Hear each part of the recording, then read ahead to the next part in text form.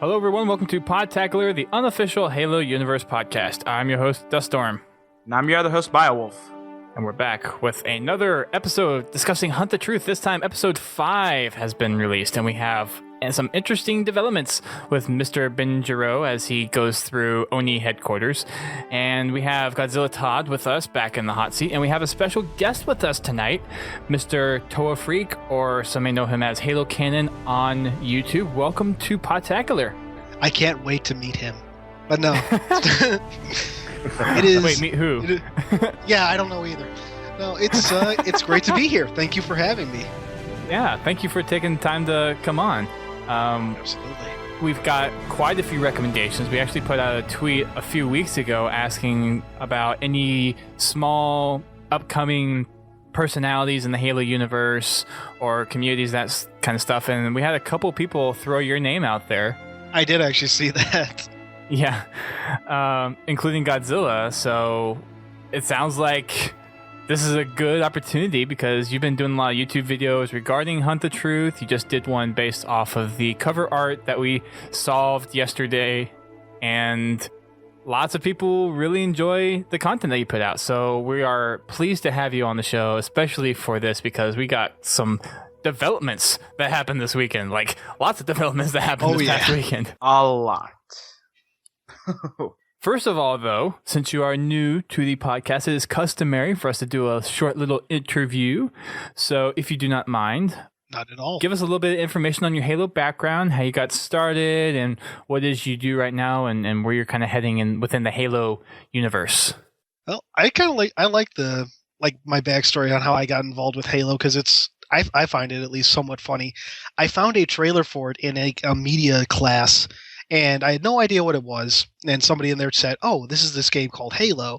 And, being a complete stupid noob at the time, I'm like, oh, you mean the main character, referring to the Master Chief, that's Halo? No, Halo's the name of the game. Oh, is that voice Halo? No, Halo's the name of the game. Well, what the hell's Halo? Well, but, being really stupid. Eventually, I asked a friend of mine who had an Xbox, hey, have you heard of Halo? Yeah, stupid phones. And he pulls out Halo 2, and the rest is history, Friend introduced me to the book. A separate friend introduced me to the books, and I fell in love with the story right after that.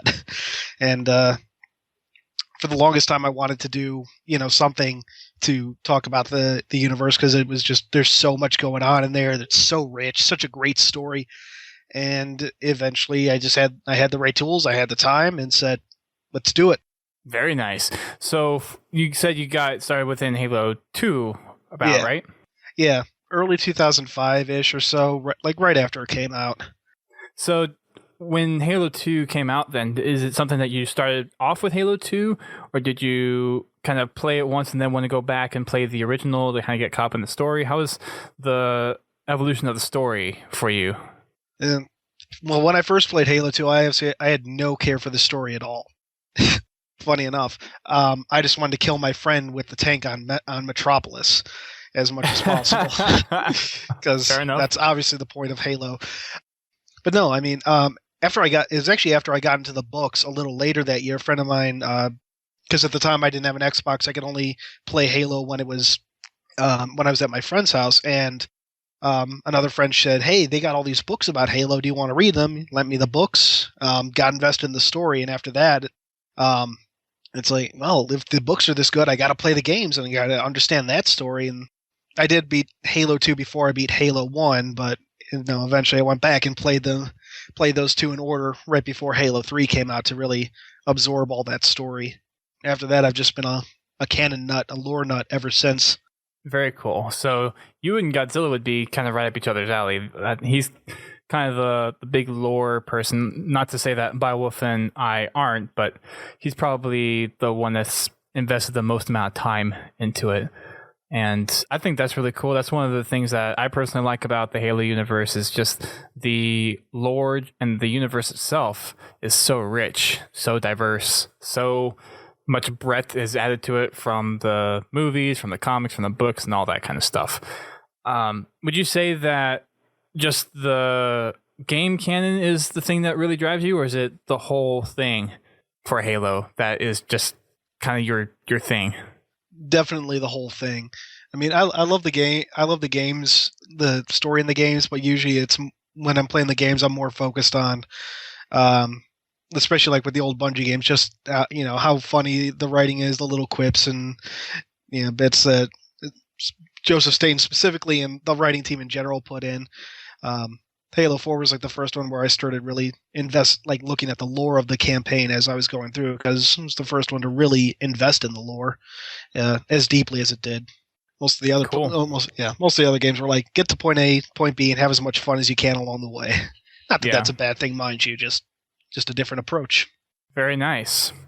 So we have some good discussions to talk about tonight. Oh, I bet. I figured since we kind of got the puzzle solved, let's talk about the cover art first before we dive into the massive discussion that will be the episode. So over the weekend, starting on April 25th, April 25th, we had an email get posted out that was sent to people in Australia, and it had the classic star field in the background with I think it's like the reach grid. I think that was it. And it had 3 twinkling stars on it, and each one of those linked to a picture. And it turns out that each one of those pictures were part of a puzzle. So from the time period from the 25th to the 28th over the weekend, these images were slowly trickling out, and they went to a bunch of different people. So if you get signed up for the Xbox newsletter type of stuff, you would have gotten some that way. Some of the gaming news outlets got some, and they released them. So it was this whole community effort to try to piece together all of these different images that were being released. And there were 2 people that I noticed in particular that were really kind of fronting the effort for getting the image compiled, and that would be Chief Canuck from Ready Up Live and HaloOrbit.de, a Dutch site that were compiling these images like on a Canuck was doing them with each image that came out, and then Halo Orbit was doing them kind of like in an hourly thing, like after they grouped enough more images to put out something. So huge shout outs to both of them for really pushing the community to get the puzzles done. And right around midday on Monday, or well, depending on what time zone you're in, they got the puzzle completed, and we now have the cover art for Halo 5, which was awesome. I'll just say it was actually completed at 1:17 p.m. Pacific time, so local time for 343 Industries. Gee, you think that was planned? Oh God, no, that's definitely by accident. Those guys can't plan worth a damn. Haven't you seen MCC? Okay, man. All I've got to say about that box art is wow.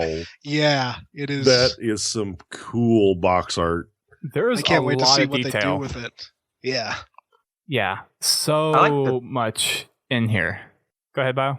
No, I was just going to say, I like the trailer that they put with it, too. Like, after everybody kind of found out what was going on with it, it's like they had the trailer that Xbox put out for it, which was really neat. Like, the box art itself just looks incredible compared to others that we've seen before. Yeah, the motion poster. Yeah, that was sick. That was really cool that they did that with it. And I got to give props to the entire Halo community for pulling together to make it possible for Halo Orbit and Chief Canuck to put that together, because it did take, teamwork from, everybody to get that put together. Because if people weren't sending them those pieces, they would have never got it put together. So I got to give props to everybody that sent in the pieces to them, so that we could get this, completed before they officially released it the next day or something like that. It's just really cool. And it brings back memories of old when, all the Halo communities worked together and for the enjoyment of the game. Yeah. Amen to that. So the cool part was too that once the puzzle was put together, Xbox was almost on top of releasing the news article and the video. I think it was basically minutes after the puzzle was completed that we actually got the official images, both the horizontal and the vertical of the completed puzzle and the motion art. So they were on top of it Oh, yeah. Mhm. I mean, huge shout outs to them because they actually, I think this is like one of those moments where it really shows that they do care and they are vested in the community and they like to see what we do with stuff.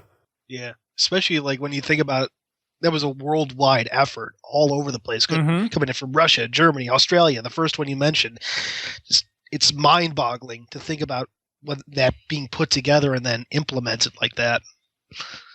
Yeah, Then- I mean, it was just crazy too because they had stuff hidden too. One of the images was on the Black Ops 3 Xbox deal, wasn't it? I heard Yeah. about that. Yeah.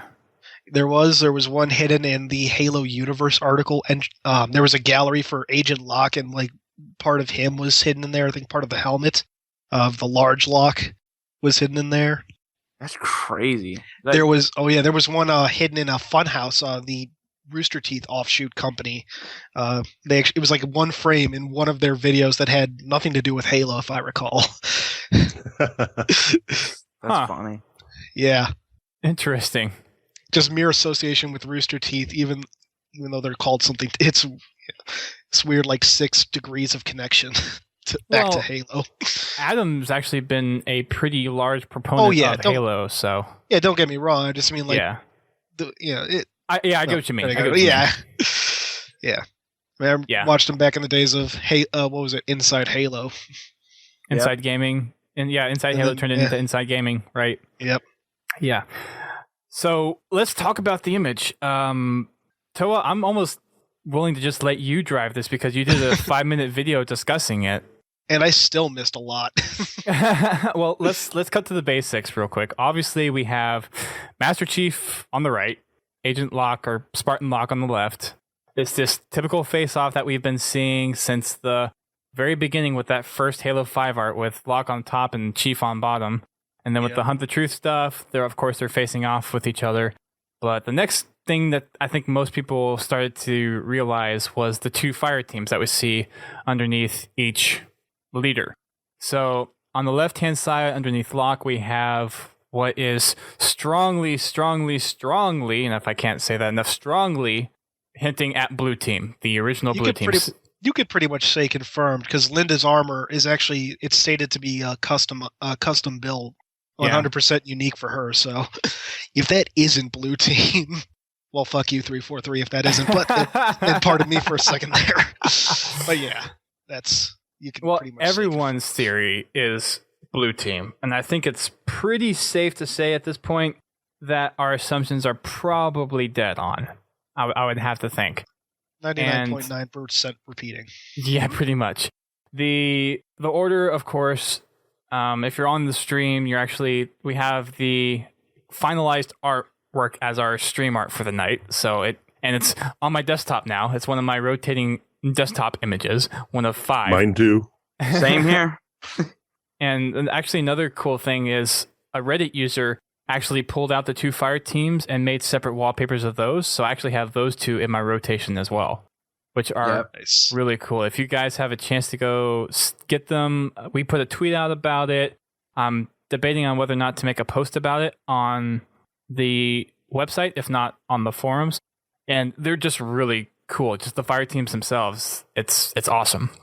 But in Blue Team, we have Chief holding the AR and his Mark 6 Mjolnir armor. Then we have Linda with the sniper rifle. We have Kelly with the pistol. And then we have Fred with the other AR crouching in the back.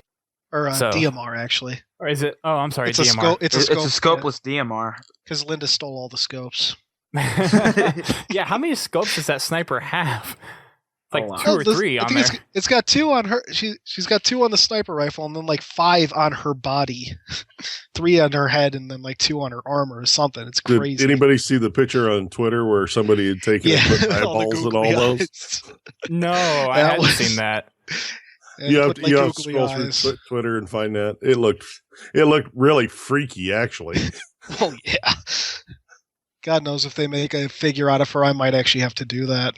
Take the figure and put googly eyes on her. So a lot of people I've seen on Twitter and other places kind of hope that the special $250 version of Halo 5, that it's a statue of all of these characters. Yeah, or something like bring that. It back. Bring it like Reach, like have Chief and Locke going at it on top of like a hill or something. Them like blue team and Locke's team going at it at the bottom or something. That'd be sick. That You know, would if that's the size of the noble team statue, that is going to be a huge statue. Oh yeah. Well, yeah, if just one fire team is that size, but the box. No, I mean don't if think it you looked put that big. both fire teams. Oh, then I guess they'd have to be a little bit smaller. I mean, in scale. Yeah. But it would be I'd still cool. buy it. I would actually like to see, like, an after the fact, like if you were to do the signature series like they did for the Halo 4 Master Chief, if you did that for both of the fire teams, I would probably be willing to dish out $150 for each one of those. Oh yeah. I mean, my wallet would be hurting like hell, but I would probably do it. Dude, my wallet hurts now. Right? Well, like- I've got the $250 collector's edition to do, and then I've Likewise. got the $499 Halo 5 console to do. Amen Now to that. that. you're Yeah. adding two statues at what, $150 a piece? Christmas is going to be a pretty lame time. Yeah, well, for anyone else, maybe not for you. No, not for me, but Yeah. the wife might have a little problem with it. Maybe. I'll say That this. I'm glad I got my raise. Yeah. So the other team that we have is Spartan Locke's team underneath the Chief. It looks like we have Locke holding, like, it looks like a BR. Yeah, the That's scope about is it. BR. BR, and then to his right in the far back, pretty much That's Buck. Buck at this point. That's yeah. Buck. ODST That's so armor kind of screams Buck, and with the new blood out there on the streets, it doesn't really make sense to not have Buck somewhere in this game. So, presuming that it is Buck, then we have the second one there, and the other two, we're not exactly sure. A lot of people are saying Romeo for the guy on the far left. If Buck is in here, and if you've read New Blood, I'm sure you would agree that is definitely Romeo. 'Cause after New Blood, there's no way, even before that, but I mean, there's no way that they'd let themselves be separated. And in that book, Commander Musa, head of the Spartan 4 program and all that, was very adamant about saying, it's like, okay, I'll put you on a team, but you guys are not getting separated. Yeah. Although I'm a little surprised that he's not, because Romeo was the sniper, right? Yeah, he was a sniper, but he was given that sniper rifle by Buck. He was going for the shotgun prior to that, so. Oh, that's right. That's We- right. Well, That's he right. is. Yeah. Romeo is the team sniper. Yeah, I mean, yeah, he is. And the reason he was grabbing the shotgun in ODST was the fact that he thought he was going to be fighting inside a Covenant ship. Yep. Hence the line, what use is this going to be inside a Covenant ship? We're gonna Yeah. be close quarters. Right. Yeah. But I think the reason they didn't put the sniper rifle in there is to still leave that mystery in there. Very possible. Because if he was carrying a sniper rifle, a lot of people would say, just be convinced it was Romeo and Buck in there. Where, we're still, it's a real high possibility, but we're not for sure. Yeah. The nice thing about being those two is that they wouldn't have to put any effort in introducing the characters. Just be, as Buck says, here I am. Uh-huh. Yep. Yeah. That It's was just a awesome. good throw in your video, by the way. I was Oh, originally yes. going to use the Halo Reach line from his firefight, but then it's like, wait a minute, no, he says that in the game, and it's much funnier. Yeah, well, here I am. Yep, exactly. That was great. I thought that was a very clever use of that little clip. Thank you.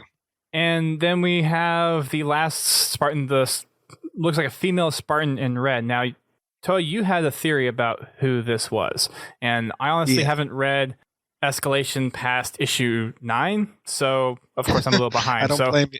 I don't blame you. why don't you kind of go through your theories on who this red Spartan is? It's pretty simple. In issue 17, the most recent one, and it'll be continuing into issue 18, they're introducing this new character who is confirmed who will be a Spartan in the future. The current setting for those issues is 2556, so a few years back. But her name is Holly Tanaka. She does become a Spartan at some point, and the only reason I could think for her to have this dedicated two-parter to introduce herself to introduce her is if she is going to be a character going forward at some point.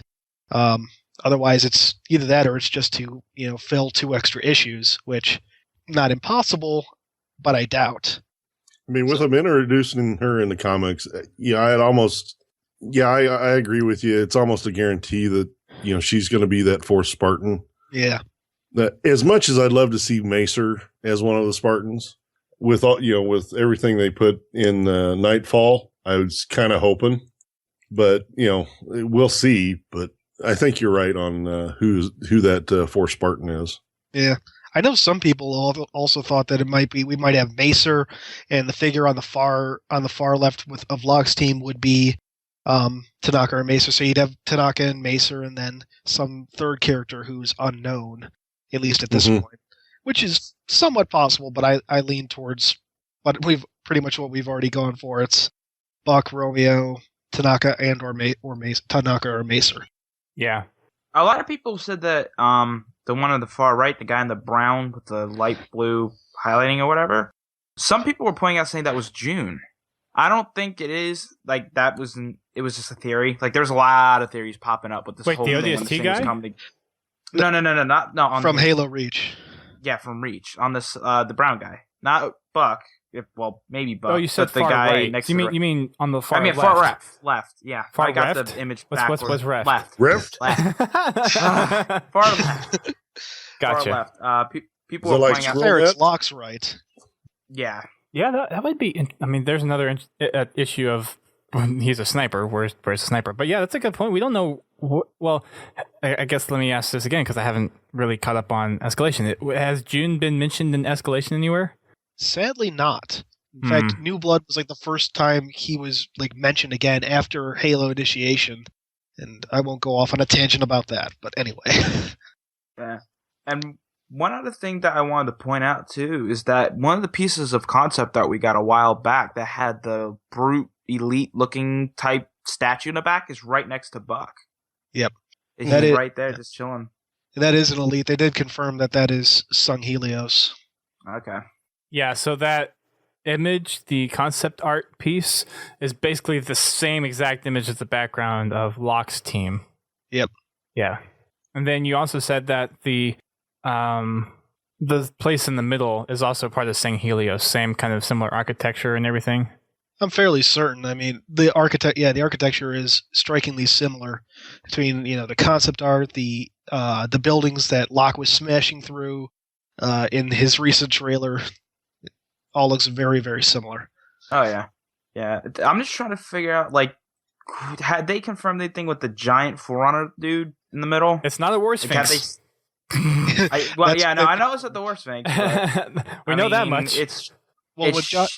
When Josh Holmes was asked about it on Twitter, I think like a day or two ago, he said the answer's in plain sight, which would heavily imply that it's called a Guardian, perhaps even the Guardian Sentinel that was cut from Halo 3. So wait, that's the thing that keeps killing us whenever we go out of bounds in Halo 3? Oh, yeah.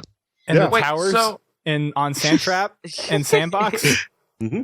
No, those are Guardian Towers. Oh. Completely different. Oh, okay. So if I remember correctly, on Epitaph on Halo 3, wasn't that giant yellow holograph thing a Guardian? It was meant to be like a projection of a Guardian Sentinel. Yeah. Okay. Well, I mean, we've seen it popped up. This sort of the other one was kind of different looking. I mean, has different features to it, but we've seen this Forerunner type deal pop up out of the sand in that one trailer we got with Chief. Yeah. So it's it kind of has a close similarity to it, but yeah. I mean, we're talking 2-year difference, so it could be the same thing redesigned. I know I've seen some people on Reddit saying that depending on it could configure itself from what we saw in the E3 2013 trailer into what we're seeing here. I've even said I think it was today possibly that it might be we're seeing it from the back, whereas before we always saw it mainly from the front. Yeah. So, there's 1,000 possibilities. I mean, another thing I wanted to point out too was that we actually seen the same type of structure in the Halo 2 anniversary images, cutscenes. Yeah, when Arbiter was walking towards Chief, you seen him in the background, that same object. So it really makes me wonder how big of a role this is going to take place in Halo 5. This whatever you want to call it. I have some theories I'm going to be putting out on my YouTube channel before E3 hits. We'll see how close I get with that. There you go. Lots of stuff. So what else is in here that we didn't cover that you also kind of noted in the image? Well, of course, we have the Halo 2, like CE 2 and 3 style Banshees back there, not the Halo Reach, Halo 4 style, which is kind of interesting. Maybe we're going to have two types of Banshees. That'd be kind of cool, or interesting at least. Like old models versus new models, so maybe like the two different factions. Yeah, like we know. I think we can say for sure based on that lock trailer that Jules Covenant is going to be using the newer type of Banshee. Artistically it's newer, and then maybe Thels will be using the older T26A/T26C style Banshees that we saw in the Bungie trilogy. Wow, the fact that you know the model numbers of those is just blew my mind. Crazy. I am crazy. Sorry, Godzilla. I think you just got outclassed. What the freak do you not understand? That's not a problem. I usually defer to him when I goes to lore. Gotcha. A lot of what I've picked up by watching your videos and of course others, but I really do appreciate the videos you put out because they do help bring me into the lore a lot more and in a good way. And that's why I do it, is because I like hearing back from people. It's like, oh, you helped me out with it. It's like, yeah, that's awesome. Thank you for watching. I need to get caught up on a lot of stuff. Well, it looks like I know what I'm doing after the podcast. There's always lots of stuff to get caught up on. That's just kind of the nature of the beast, I think. Just a little bit. But the one thing that, because I'm just glancing at this image, it really makes me wonder if this is the Sang Helios buildings. Like, I wonder where their idea comes from, because it kind of reminds me of German City. I can't remember. I'm coming in a second. But, like, it kind of reminds me of that. Kind of like where the direction they were going for, like, the buildings and stuff in the background. I mean, I wouldn't be surprised when you look at a lot of, especially, like, any of the 343 stuff, a lot is at the very least, the environments are very heavily inspired from European not architecture, environments, landscapes and whatnot. Like specifically the sand areas in Halo 4. I only recently realized they're very heavily inspired by like Northern European geography. Right. And some of the stuff in Halo CEA looked, at least to me, like it was inspired by like the stuff in Ireland, Western Europe, which would kind of fit into Nightfall being set, filmed in Ireland/Iceland and all that. But anyway, right on volcanic remnants. Yeah, exactly. So yeah, I mean, to me, it looks more like maybe Middle Eastern or like Northeast African kind of stuff, but I may not be cultured enough to identify stuff from. I'm not too familiar with Germany, so I'm not anywhere near cultured enough. So. I was thinking, more of like a Egyptian inspired architecture. With it's got a lot of rounded shapes and stuff like that. Yeah, I mean, there's a lot of stuff you can go out. Like that giant tower thing you have on your left, like that skyscraper looking thing in the back. Like that kind of looks sort of Chinese in a way. I mean, there's a lot of stuff that's going on in this picture. I mean, there's a lot going on in this picture. Oh, yeah. We'd probably spend a good 2 hours just talking about it if we really wanted to. I don't think we have that much time. Well, we do, but... I'm not saying I'm not... Yeah, I'm just saying you could. You could do a whole podcast just about that if you... Well, we got a lot of what we already know in there. That Sang Helios is kind of the environment that we're going to be playing in for the most part. We have the city. It looks like it's been partly under attack, whether it's the Guardian that we think of in the back or something else that's going on. We don't know yet. More stuff to find out. Indeed. We do know that Jules Covenant is operating on there, so maybe there's some faction war going on between Swords of Sang Helios and Jules Covenant. And actually, I think somebody put forward to me that this might even be Vodham Keep, which would be really cool if it turned out to be. Huh. That would be interesting. That'd be Well, interesting. Vadam Keep is backed up to a mountain, so Yeah, I mean, this could be like the lower keep areas or something, or it could just be one of the public squares between keeps, but still, it would be cool to actually visit the Arbiter's home. Yeah. So you got like a war within a war within a war. Yeah. On. That's the bad thing about Civil Wars. The end of I get, for lack of a better word, proper wars. Like, yeah, it's like the same thing that happened after World War II. You know, this is their Korean and Vietnam and Cold War all wrapped together. Not so much cold, but you know what I mean. Right. I don't know. That would be interesting. Obviously, with how much, not congestion, concentration of buildings and undoubtedly elites there, this is definitely a keep of some kind, whether it be kind of like a capital center or just an actual keep. I think there's, because I don't know my elite architecture or like elite location, or not elites, but Sanghili locations that well, Covenant locations that well. So I have no idea. You guys would probably know better than I would. It's never really been all that clear. Just like the main centers of power, the different keeps, and they have like sub keeps in there. Like Julam Dama's keep wasn't Julam Dama wasn't from Umdama Keep. He was from, I don't remember what his keep was called, but it was subservient to Umdama Keep.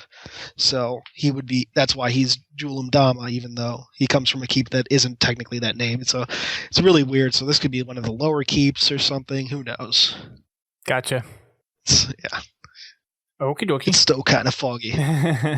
Well, a lot of the stuff is going to be kind of in the shadows until we get more information, of course. But we got quite a bit here. We got pretty much, I mean, I would say this is confirmation that Blue Team is going to be in the game. And we know a lot of I think we know a lot of Locke's team. We know he's in there. Pretty sure it's Buck. Then we have Tanaka and possibly Romeo in there. So we have that, and then we have the classic Master Chief against Locke. We have this Guardian that we're assuming is the big monstrous Forerunner thing in the back. And then Sanghelios being attacked or have been attacked or some kind of unrest happening. Do you think this could probably be an extension of the Civil War? It could be. That happened between the elites after the whole peace treaty? It could be, but a lot of the more recent fiction seems to imply that that's at least it's not as big of a problem as it was portrayed as, in Kilo 5. And I would think like we're getting much closer to 2559 in the years, and that's of course the year that the short story The Return takes place. So maybe we're seeing some, finally some Sanghili versus Jiral Hane or Brutes, going at each other, since that was like the big focus of that short story. Gotcha. Like I said, I got some reading up I still need to catch up on. Well, this is Halo Evolutions. It was a collection of short stories from 2010, I believe. But that's definitely one to pick up. That's like my favorite. It's got my favorite story of all time in there, so that's something to definitely pick up. And there's so many tiny seeds that have paid off already, or we think are going to pay off if you really know the extended lore a lot. Right. I think there's 5 of those stories I haven't read yet, and of course I started reading the smallest ones first, so I have like the 4 or 5 longest stories and evolutions left to read. Those are the good ones, though. So it's you'll definitely. There were a couple of good short ones. Oh yeah, I'm not saying the other ones are bad, but then like the longest ones are definitely the best ones, and I think that's because they got to focus so much on their story. Yeah, I thought it was interesting to see Cortana's interaction with the Gravemind, and it kind of made me wonder, thinking back to Halo 3, if the little flashes that Chief was getting was actually happening at the same time that Cortana was actually experiencing that with the Gravemind. Yeah, it was. I don't know how much they go. I can't remember how much they go into it in that story, but that's essentially what it was, because the story starts with her, the end of Halo 2, I will ask and you will answer, and then it ends with the Chief rescuing her. And if you really like go through and pay attention to some of the exchange between her and the Gravemind, you'll see direct quotes from Halo, from those Cortana moments. So it's almost like they're connected on like more of a level than just like the chip being in Chief's head. It's possible. it's like I can't remember how, because I'm Like pretty that- sure they do explain it in that story, but I can't remember exactly how it was explained. If that was like, the Gravemind, using her to get to talk to the chief, or if he had some way of extending his influence via Cortana. It's really convoluted. You could just say space magic / precursor tech to really explain it away. Not space magic. No, this isn't Destiny. I know. I hate that too. I could argue like some precursor knowledge might have been at play, but it could be too, like you said, like some deeper connection between Chief and Cortana. Well, I like your Gravemind influence theory. Yeah, and the craziest thing about that story, just quick tangent, I'll leave it alone. It's written by Karen Traviss, same woman who did the Kilo 5 trilogy. And it's like such a contrast between those two writing styles. But anyway. That would be a question to ask Grim. So that will have to be a PAX question to ask him. Like I said, yeah, I just wanted to bring that up very No, very that's a good quickly, point. It's a good point. That's one of those things, though, that Evolutions, I think, is good for filling in a lot of the gaps that we have in the Halo universe, and it just fills out a lot of really cool things. Yeah, I really need to listen to it again. I probably need to read through some of the ones I've already read. Anywho, so that's it for the cover art. We have a horizontal version, which you're watching in the stream if you're watching live right now on Twitch. And there's also a vertical version as well. You can find that on Xbox Wire, and we have a post up about it too. And also the animated artwork as well is up on the Xbox official YouTube channel, and we have it uploaded as well on our YouTube channel, and just about every other Halo community has it re-uploaded to YouTube also. So you can find it. Yeah, you can download it too off the Xbox Media site. Oh, did they finally put it up there? Yeah, I think they put it up the same day. That's where Okay. I got my version to post. Gotcha. I just pulled it down from YouTube and put it back up. Yeah. Hey, when in doubt, do what you got to do. Waiting to get flagged and then go to Bravo and be like, hey, why am I getting flagged? Oh, I did that with the Bullet trailer. That happened. We got hit with the Bullet trailer too, and I had to go to Bravo and be like, yeah, why did this happen? Yeah. Oh, maybe I'll have to go to him then, because I just kind of let it go. But yeah, well, that's another discussion. We got hit on Instagram because it's just the right length to fit on Instagram, and because of the focus, like everything would fit in a square, so we just threw it up on Instagram. And I didn't know that Instagram had a infringement system in place, so that was pretty interesting to learn. Today I learned. But yeah, hey, at least it's working on getting resolved. I don't know if it's been resolved yet, but I can finally post to Instagram on Podtacular now. Finally, not that we're behind on 15 different episodes. I think that I was putting up there. Eek. Anyways. So that's enough for the artwork, unless you guys have any last comments to add to this in there. If not, we'll go on to episode 5 of Hunt the Truth.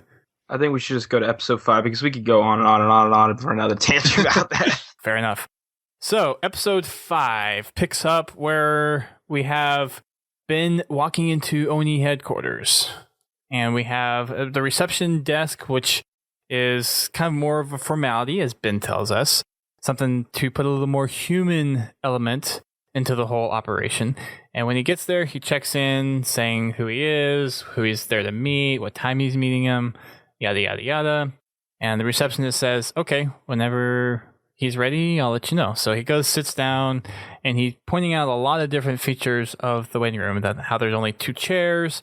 The chairs are spread apart by 20 feet. I don't know why you're using the exact measurement of how far chairs are apart from each other, but I think just to point out like how odd it was. Yeah, jarring or disorient, whatever. Yeah, just kind of very uncomfortable if you think about it. Yeah, it's not like a very welcoming experience. It's something where he's in there. They have only what they need, and that's basically it.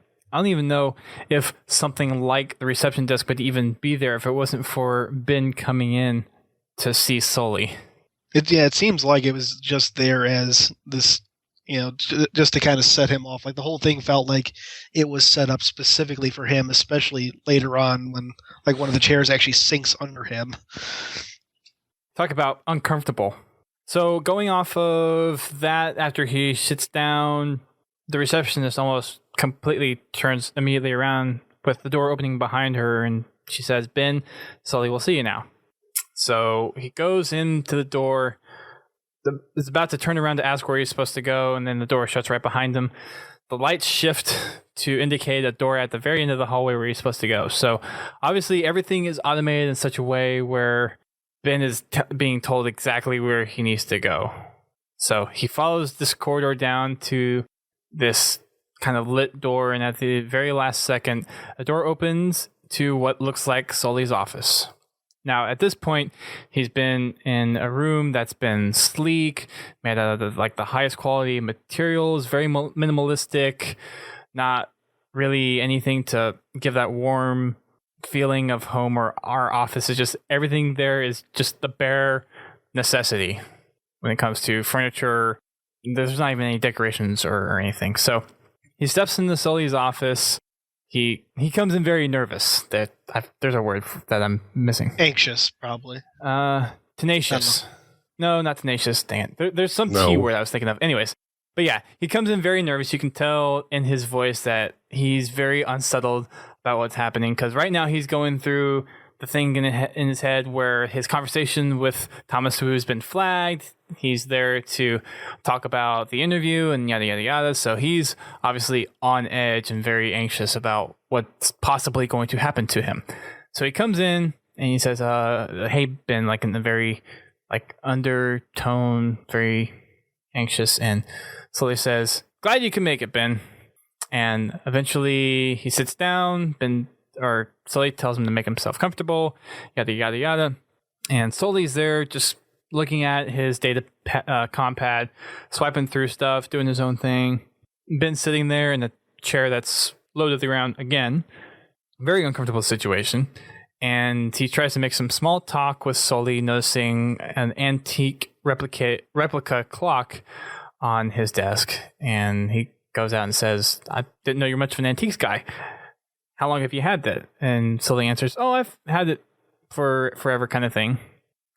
And eventually, Sully tells him that someone actually wants to talk to him.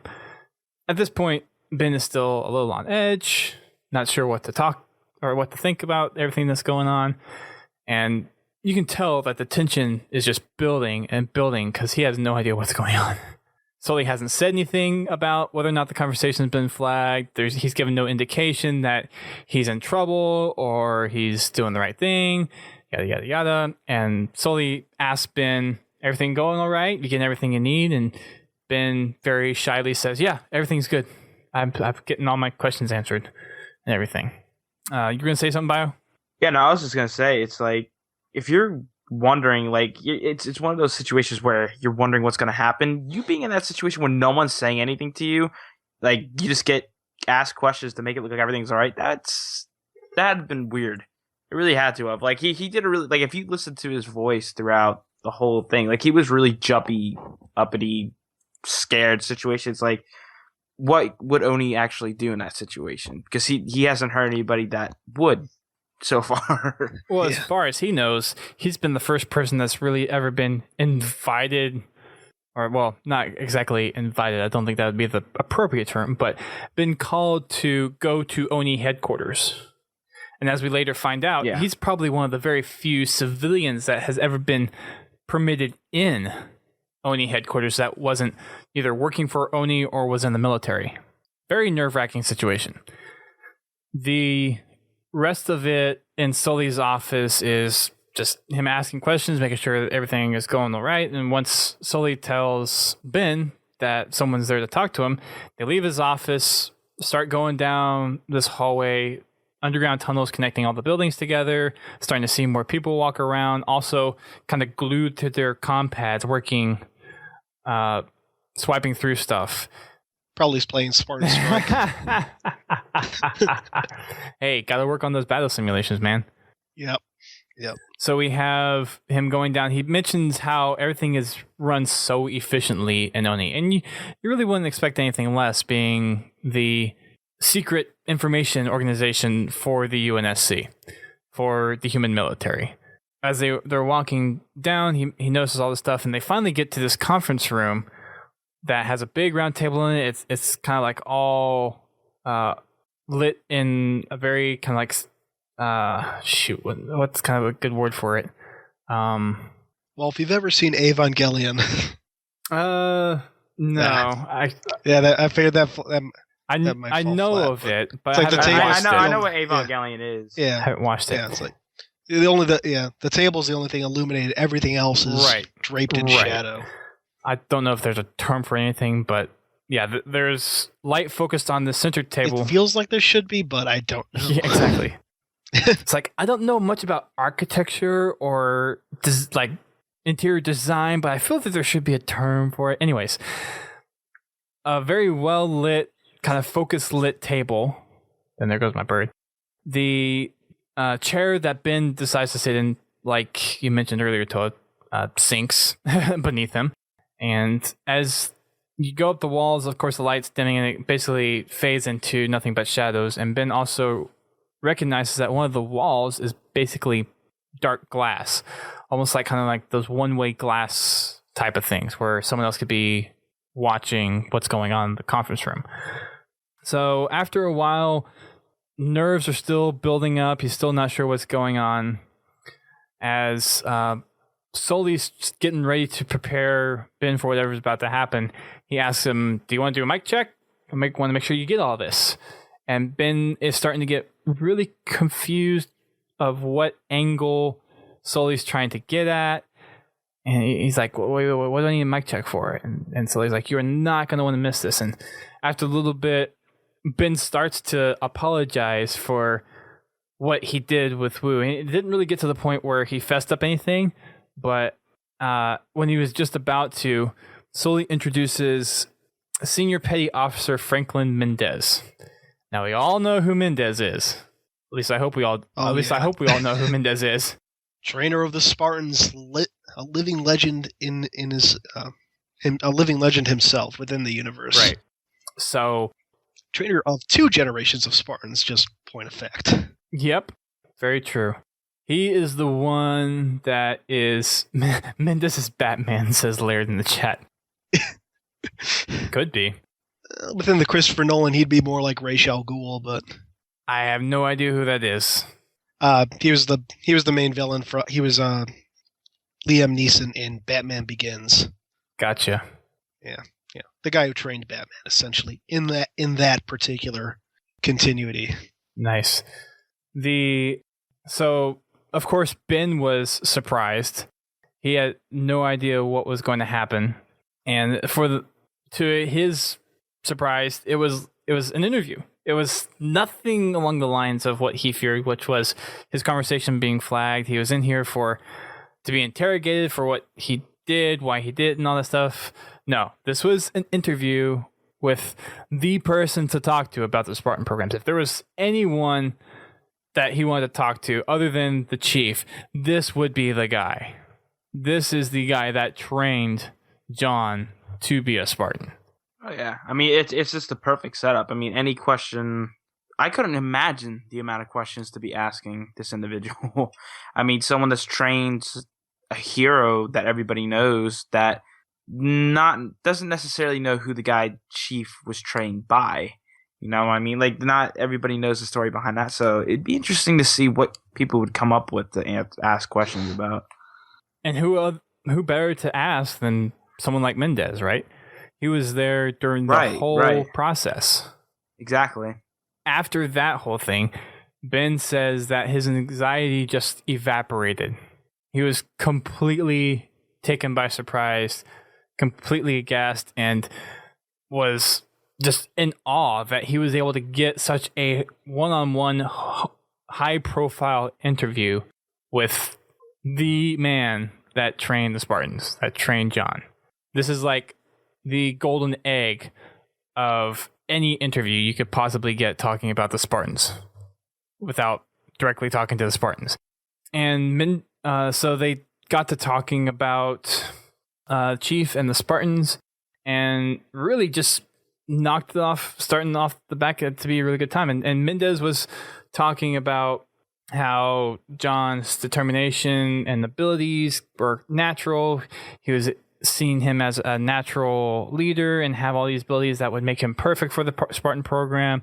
After training, he was all set for the augmentations. He knew that he was ready and it would go well. yada yada yada. I don't know if anyone wants to go into any of the details. Slow me down. We can dive into them. Well, one of the details was too. I mean, this was going after back, but the fact that after the augmentations that was done with him, he recovered like miraculously. Like there was no time delay between like after getting it done. Yeah, and I'm not sure if that was like if that actually was the case, or if Mendez was just kind of fluffing things up to help portray the story of the this great hero. I don't know. I'd have to go back and recheck Fall of Reach, but I don't recall John's recovery being that quick. If I remember correctly, when they first putting the teams back together, Sam was the one that recovered the fastest, with Fred and John, and then was it Linda bringing up the tail as far as blue team? Because I would defer to you in that case.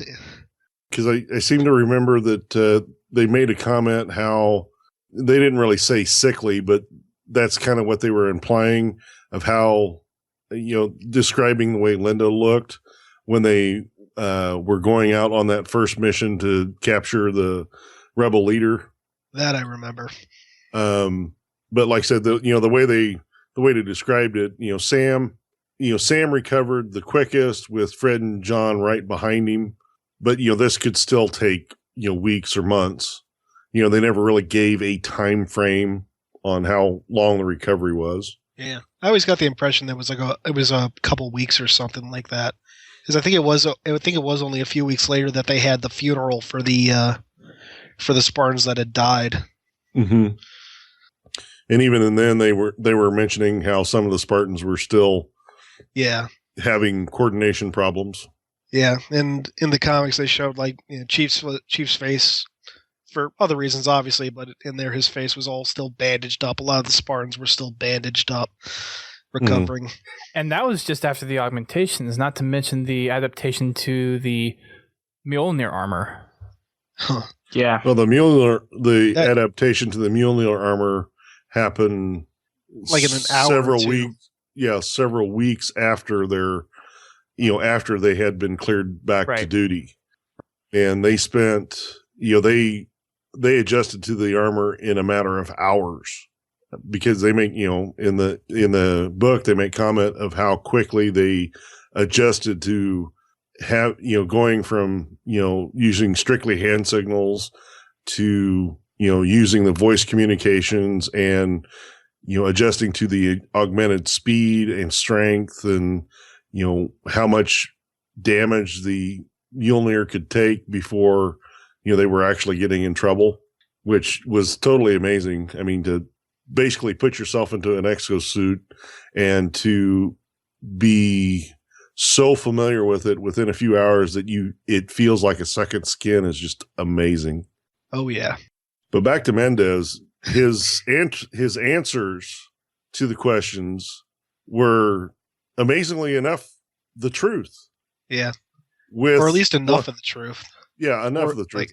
More truth than had been given to Ben by an Oni interviewee. Yeah.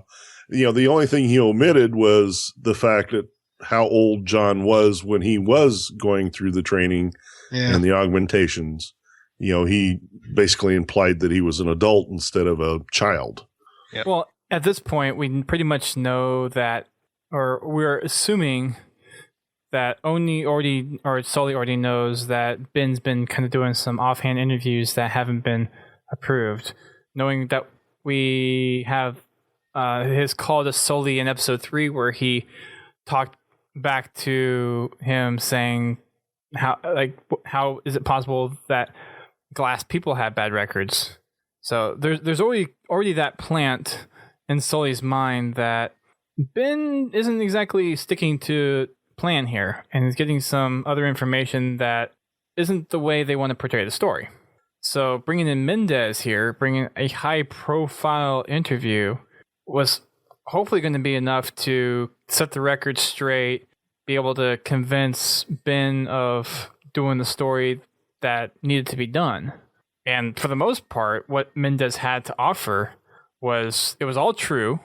I mean, we know from the books, we know from Fall of Reach that everything Mendez brought up was true, but hit the facts, obviously, that would have contributed to some of the counter facts that he had learned from his own sources.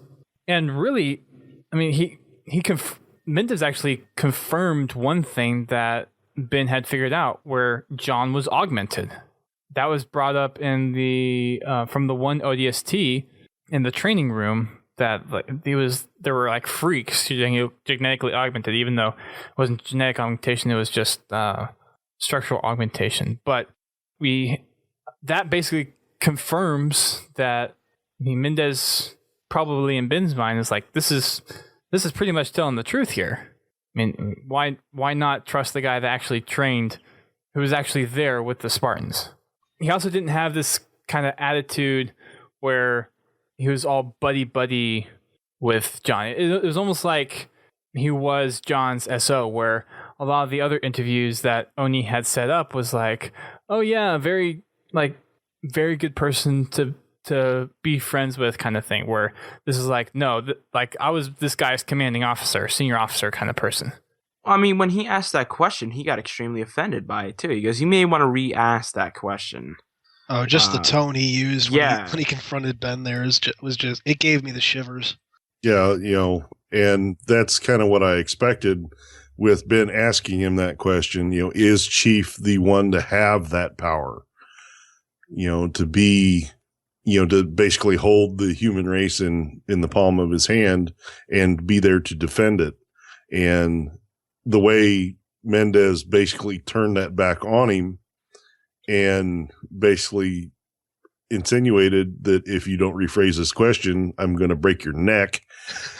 So hang on. So to bring up the question, since we didn't even mention the question you guys are talking about yet, at some point, or near the end of the interview, or what would be the end of the interview, Ben starts asking Mendez questions about Chief having the responsibility of saving humanity and how much of a burden that would be.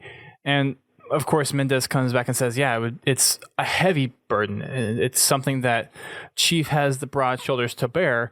And luckily for us, we don't have to worry about it because Chief's out there. But he lets himself go, or Ben lets himself go when he asks the question, do you think that one man should have that much responsibility, should have that much power? Going off of the conversation that he had with Mashak Maradi. And you would think, for someone being an Oni journalist for however long Ben's done it, that you would know how to phrase questions in a way that doesn't hint at you trying to work information out of somebody. Especially someone as high profile as Mendez, who's been in the business of Oni stuff for so long. Like, in my mind, if I were in Ben's position, I would have never have asked the question that way. And I don't know if it's something to where within the universe, Ben's playing to his emotions, playing to digging into the truth a lot more heavily than he probably should. But I mean, like you guys said, he obviously got tipped off, and Mendez comes back and says, it's phrasing like that'll get you into trouble. Yeah, well, I mean, I'm sure in the moment that he was talking to Mendez, a lot of stuff was flowing around his head, and I'm sure him being excited as he was to get this information, he's going to sit there and make a mistake, and that was his one mistake that could have ended a lot of different things. Essentially, it did. Well, yeah, it did, but another thing that was brought up too that was really interesting was when Mendez was saying that John has the ability to encounter or think ahead that no one else could do. He goes, what was the exact? He was able phrase? to make decisions in dense variables situations. Right, Yeah, but he's able to, make those decisions on the fly. He doesn't have to, he doesn't have to put 10 minutes worth of thought into them. He can assess the situation and make the right decision quickly. Yeah, but he said that it would something with people's minds. He said it would blow other people's minds. I don't know exact term. So he said something along the lines of some situation where after a year or so of people thinking they wouldn't be able to come up with a solution, Chief would be able to come up with a decision instantly. The best decision that would be available. and instantly execute that decision as well. It wasn't just his ability to assess and make the decision, but it was also his ability to execute on that decision and deliver. That was the thing that Mendez said set John apart from everybody else. Right. Which is honestly, like, going back to that question, is he the right person to have that power? It kind of contradicts that. Like, if he's able to sit there and make those decisions that would take people a longer time, like, why wouldn't he be in that situation? Like, why would he bring up that question after hearing that? Yeah. You know what I mean? Like, it just didn't make any sense. Well, Mendez has known Chief for years. Ben doesn't know Chief. You met him as a once in the person. battlefield. He knows what Chief's accomplishments are, but he doesn't know the man. He didn't. Right. He basically didn't grow up with the guy. So, it's kind of like when you meet somebody the first time, are you going to trust them with your wallet? No. It's, one of those things you got to get to know them before you can really understand people. One thing that we did jump over that I thought was absolutely cool, and this ties directly into the games, is he describes how Chief tends to enter the battlefield. Ah, yes. Yeah. He just jumps out of the dropship and lets his armor absorb the impact. Yeah. Crazy fool. Why do you always jump? Exactly. And I just thought the fact that they worked that in there was kind of cool. Oh, yeah. Yeah, that was pretty neat. Like, this whole interview thing that they set up with was pretty awesome. Like, they hit on a lot of notes that people could really respect. Right. And that was one of the things that whenever you heard the lead in with the first question about how much responsibility it is for one person to bear the burden of saving humanity over and over again.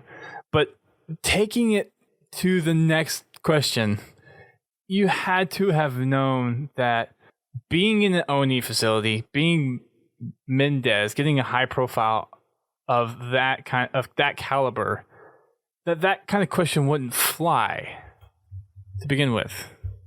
Yeah, but of course at the time he was still, even though he was kind of relaxed because he felt like, I wasn't called in because my call was flagged. I was called in for this interview. Yeah, the whole situation, the whole setup, he would have been generally anxious at that time. So, and not knowing that he was going to come in there and interview, Franklin Mendez, thinking he was coming in there to be called out on this, overheard waypoint call. He didn't prepare for an interview. Yep. Whenever a news reporter does do an interview, no matter how small or large the person they're talking to is, they always prepare ahead of time. What questions do I want to ask? And they have their list right in front of them. Where this was kind of like, okay, here, Ben, go ahead. Yeah.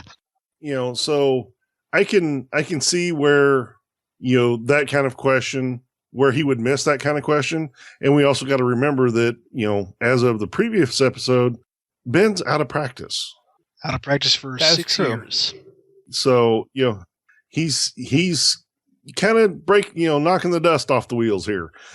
It's, so you can see where, that kind of a mistake could happen. Even though he is this, professional reporter and all this, he's been out of the game for a little while. I suppose, but even still, that's, I don't know. Even knowing that the waypoint conversation wasn't flagged, or at least him thinking that they didn't know, that's still not a question you would go around asking. Someone who trained the Spartans and who's proud of the Spartans, like Mendez said, you take that as condescending. Well, true. In a lot of ways, Ben he's trying to get to the truth. And I'm sure at this point he's getting frustrated with all the contradictory information True. that he's getting. I mean, the people that actually grew up with John are saying that he's dead. And then you've got all these ONI sources that says, no, he's alive and well, and he's the Master Chief, and he had a full career in the military. And he had this epic enlisted childhood too. Yeah, he had this he enlisted and, he volunteered for all this and, he wasn't kidnapped. So I can see where the frustration could get in there too. And that also goes back to the fact that he's been out for 6 years. He hasn't had to deal with this kind of thought process for a while. He hasn't had to really deal with these hard stories, which, right when he's at the primer episode, he started us off and thought this was going to be a piece of cake story. And it's not turning out to be that way because he keeps finding all these loose threads. And if you think about a lot of the stuff that's going on too, I think the only thing Ben probably doesn't know, or at least the big ticket item that he doesn't know, is John being kidnapped and then being replaced by a clone. I think everything else has pretty much fallen into place because we do have that he was augmented. We know that he went through the training to be a Spartan. I think he's still fuzzy on the specific age that John underwent training and underwent the augmentations. But aside from that, I think the only big item that he doesn't know is that John was kidnapped and that his clone died. Yeah, he's got like the early puzzle pieces, but he's waiting for the big one, which I feel like we're probably going to get that within the next 3 episodes at least, if not within the next 1 or 2. Yeah. So going back to the interview with Mendez, immediately after Ben asks him the question of whether or not it was right to have that much responsibility from one person, and after Mendez has his response, the lights in the room change and Sully gets a notification on his compad saying that the room is flipping over, that they'll have to leave and go to a different room. And during that whole conversation, they start to leave out. Mendez says that he has somewhere else to be and asks Sully to reschedule it for 1600. So 4 o'clock later that day. So they had an original appointment at 1 and figuring they had been talking for maybe 30 minutes or an hour or so. That gives them like another 2 hours to wait to finish the interview. So Mendez goes off doing his own thing, whatever he's doing now. And as they're walking back to Sully's office, Sully is obviously in the zone on his compad doing stuff and is just hightailing it down the hall. And Ben's trying to keep up, and he's kind of pressing him. It's like, okay, so where do I stay? Where do I wait? Where are we going to meet? And Sully says it's not up yet. He's looking through his itinerary, and while he's doing that, he gets a notification that a request for Ben's source files, all the interviews, the raw footage, is being requested a couple days later. And Ben obviously retorts back saying, well, I can't do that. I don't have my files with me. They're back at home. And immediately after he says that, Sully tells Ben that he also has tickets for the 5:30 flight off Earth back to his home. So that's all good. Ben's all right with that. He's like, okay, I'm not even done yet, but I can get that done. And Sully tells him, it's not your thing to worry about getting the episodes done. That's for someone else to worry about. That's for editorial to worry about. You just did the interview. You got some great stuff, some great content.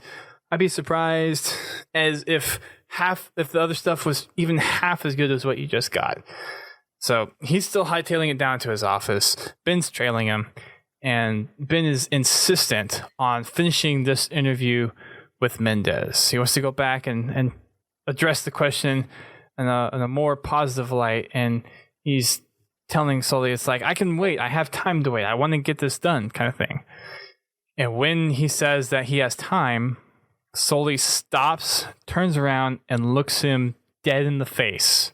A completely different person than the lively, uptoned Sully that Ben had talked to via Waypoint or in person before. And Ben says that for the first time he believes that Sully gave him his complete and undivided attention. And Sully tells him that he doesn't have time.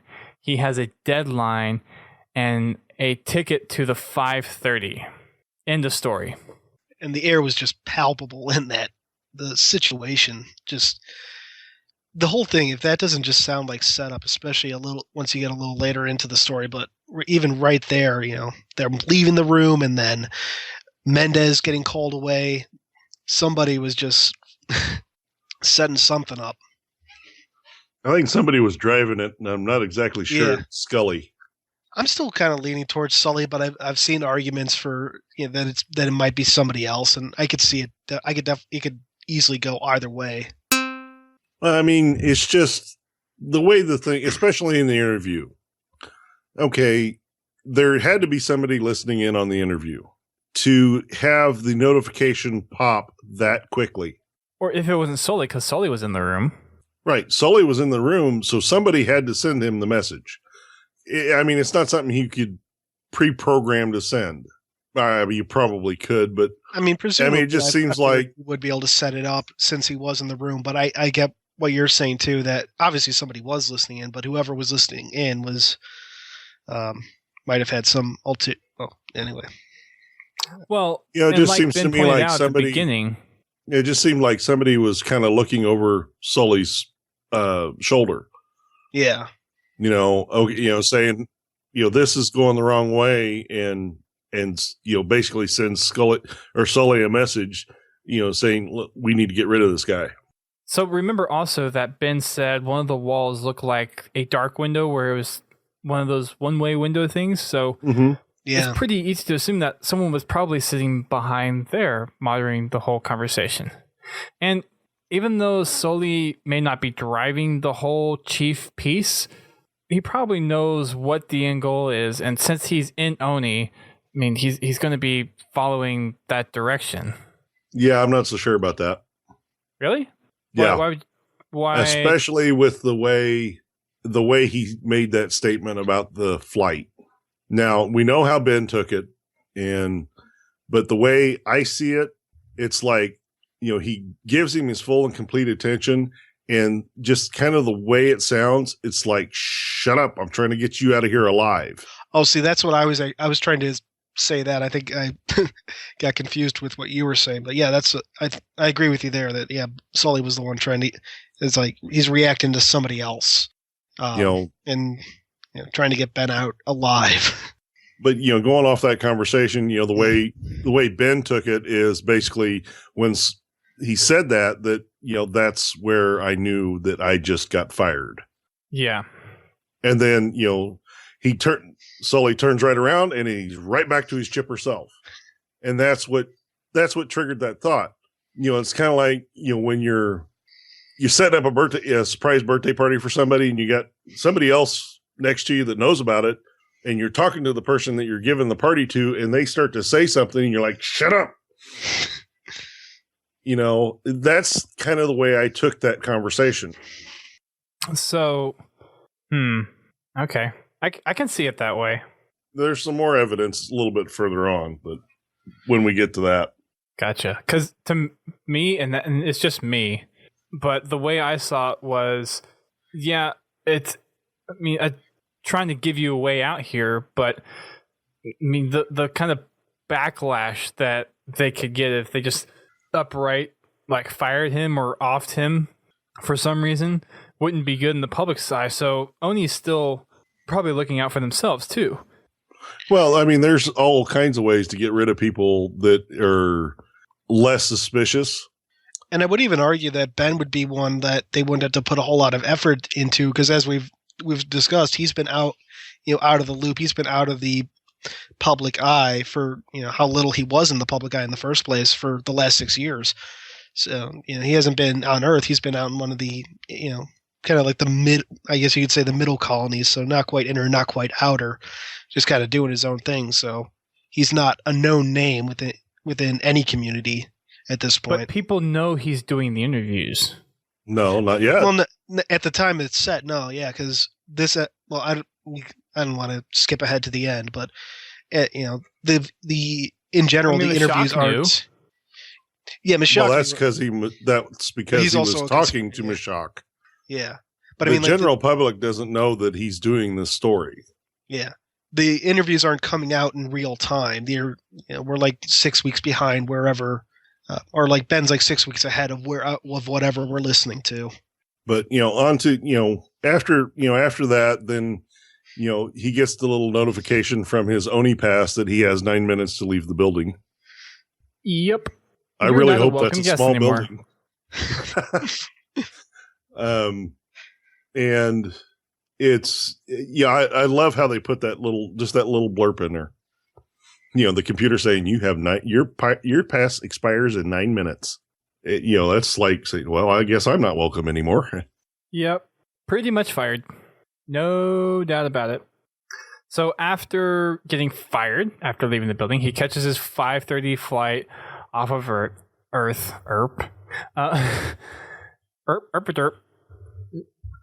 And as they were just starting to take off, something bugs him, someone in particular, in the other cabins. So he pops up his recording and says that it sounds like somebody he knows. He's pretty sure, but he wants to be sure. So he unbuckles his seat, gets out of his chair, and surprise, he finds Jacob Walker, the guy who's supposed to be retired on a beach somewhere close to Saturn.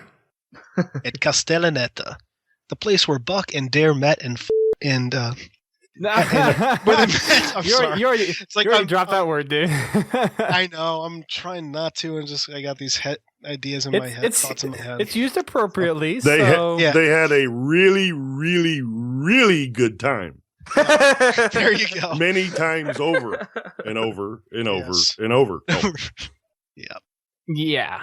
He was surprised to see Jacob Walker there at all because he was supposed to be permanently retired on the beach. So once he sees that it is Jacob being all kept in a suit, completely not this beach bum raggedy guy. Yeah, the complete opposite of what he was expecting. He goes up to him and says, "Are you Jacob Walker?" And he introduces himself as Ben, the guy that he interviewed for I guess a couple weeks or however long ago it was at this point. And Ben says the color from his face just disappeared. Drained. Probably the last person that he expected to see on a flight off of Earth. For both of them, really. Because Ben was surprised to even see him on Earth. He thought he was permanently stationed on a beach off of Saturn, of all places. So, why the heck would you even be on Earth? And as Ben pressured Walker for responses, he was stumbling over his words, trying to come up with stuff. And the flight attendant was persistently telling Ben, "You need to sit down. We've already taken off, yada, yada, yada." After a little while, after pressing on for, I guess, a good minute or so, the flight attendant has enough. And after Ben just completely disregards her orders, they sedate him and he blacks out. I like the little sound effect that they used too. Yeah, that I like noise, the and then line. he just I like the line. I just need one more minute. No, you've sir, had you're enough. done. You've had enough. I You just just know, I like, think I whoever- delivered that line. you just know, whoever sedated him was waiting for the perfect line to do it at. It's Mhm. can't, not yet. Yes, that's it. Psst. Yeah, I mean, and the thing is funny is he's like, they did a good job. Like if you would have got shot, it makes me wonder, where was it at? In his neck? Was it where? Probably in his back or neck or something. Well, future medicine. I just not had so this much. image of Dr. Crusher walking up to somebody.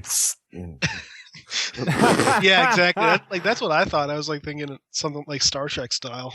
It's no, you're done. Psst. Nope, nap time for you. Yep. Yeah, so after blacking out, Ben wakes up in the airport terminal at home. And On his home planet, yeah. yeah, on his home planet. Bad headache, really bad headache. And he stumbles on home and he has a nice little alert from the Inner Territories Transportation Authority, finding him 50,000 credits for the incidents on the flight. Ouch. It's a lot of money. It's 600 Moa burgers. Such a over.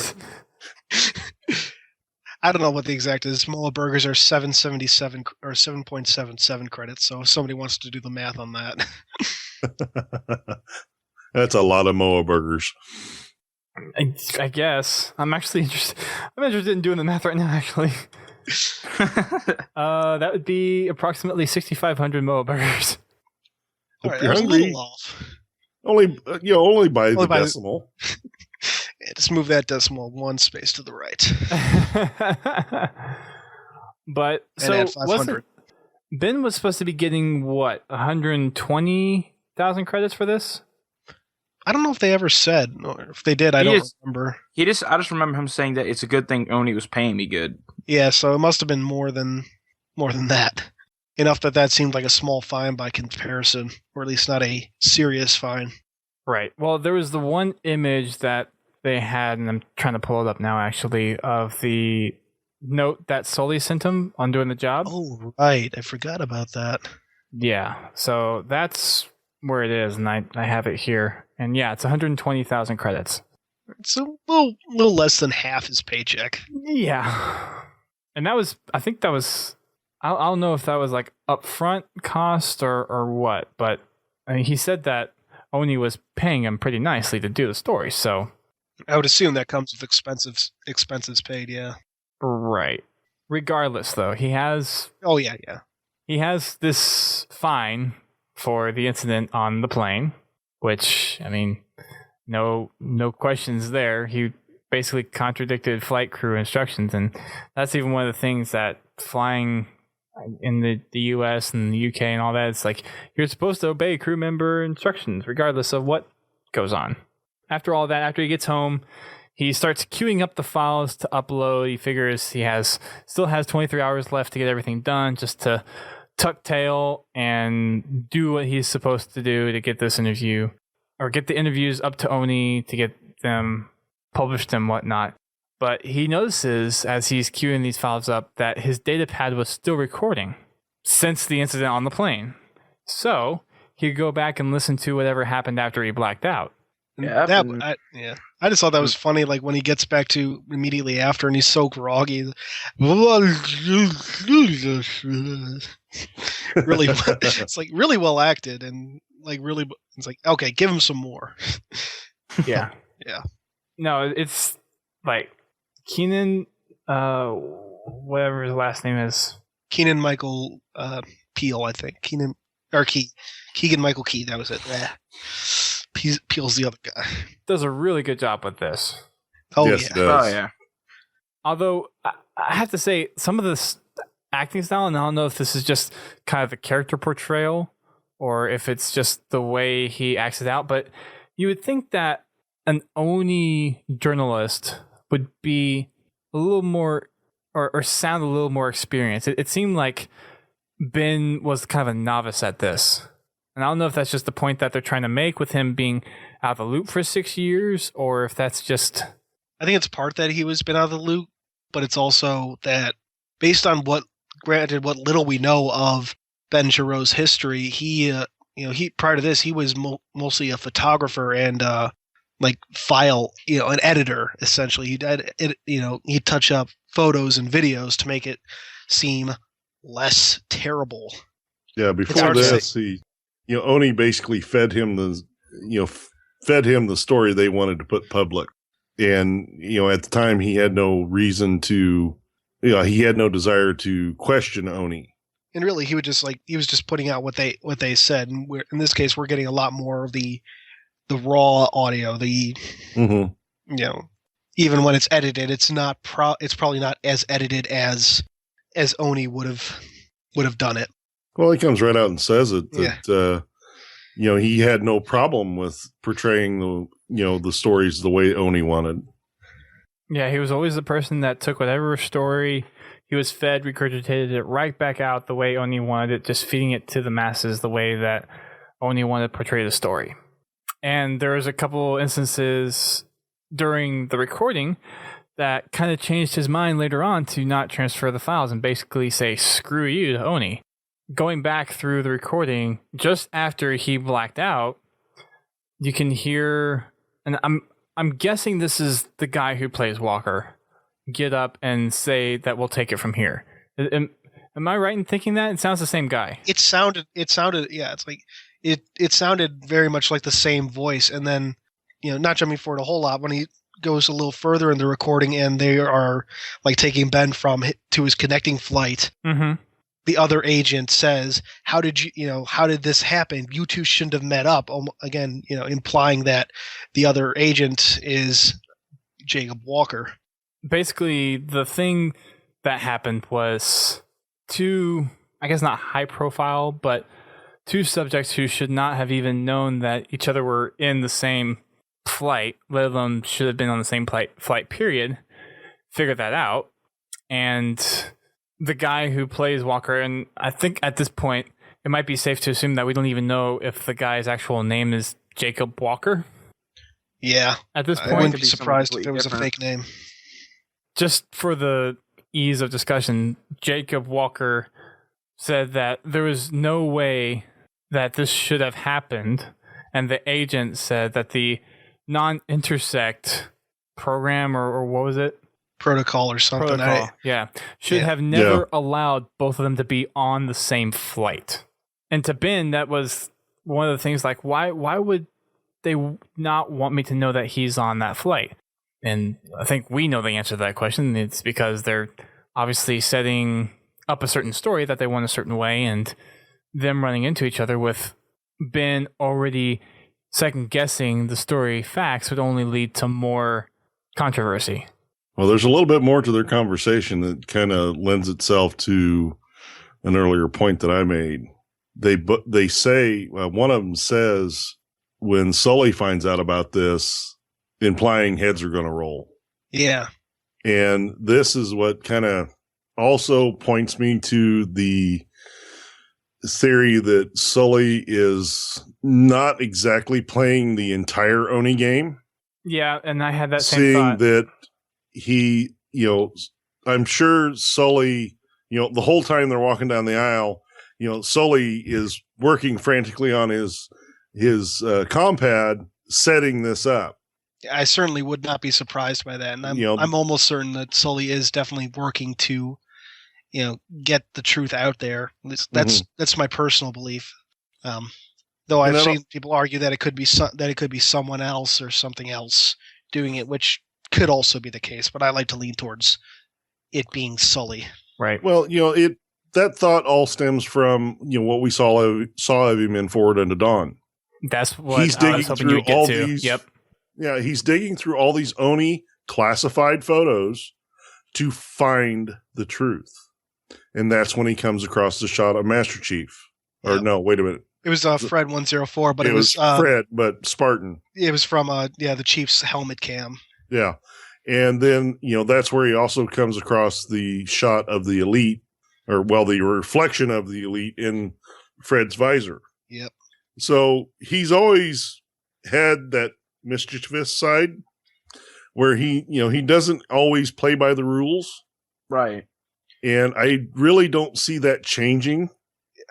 Like, it certainly could have from like a realistic standpoint, but we're talking about, we're talking about characters within a story. And I'd even point out that like 343 is at this point, especially, is very well known for planting these seeds, in one piece of media that may not pay off for years later. Like, the best example I've seen is the Adjunct story. I can't remember if it was in First Strike or Fall of Reach, but I think it was First Strike, when they introduced the character of Petra, who appeared in the last episode. And she talks about her friend Tom. And that turned out to be Thomas Lasky way down the line. So I thought they did that in the comic is where they had introduced her. No, there was a short story before that. It was in the 2010, 2011 like re-releases.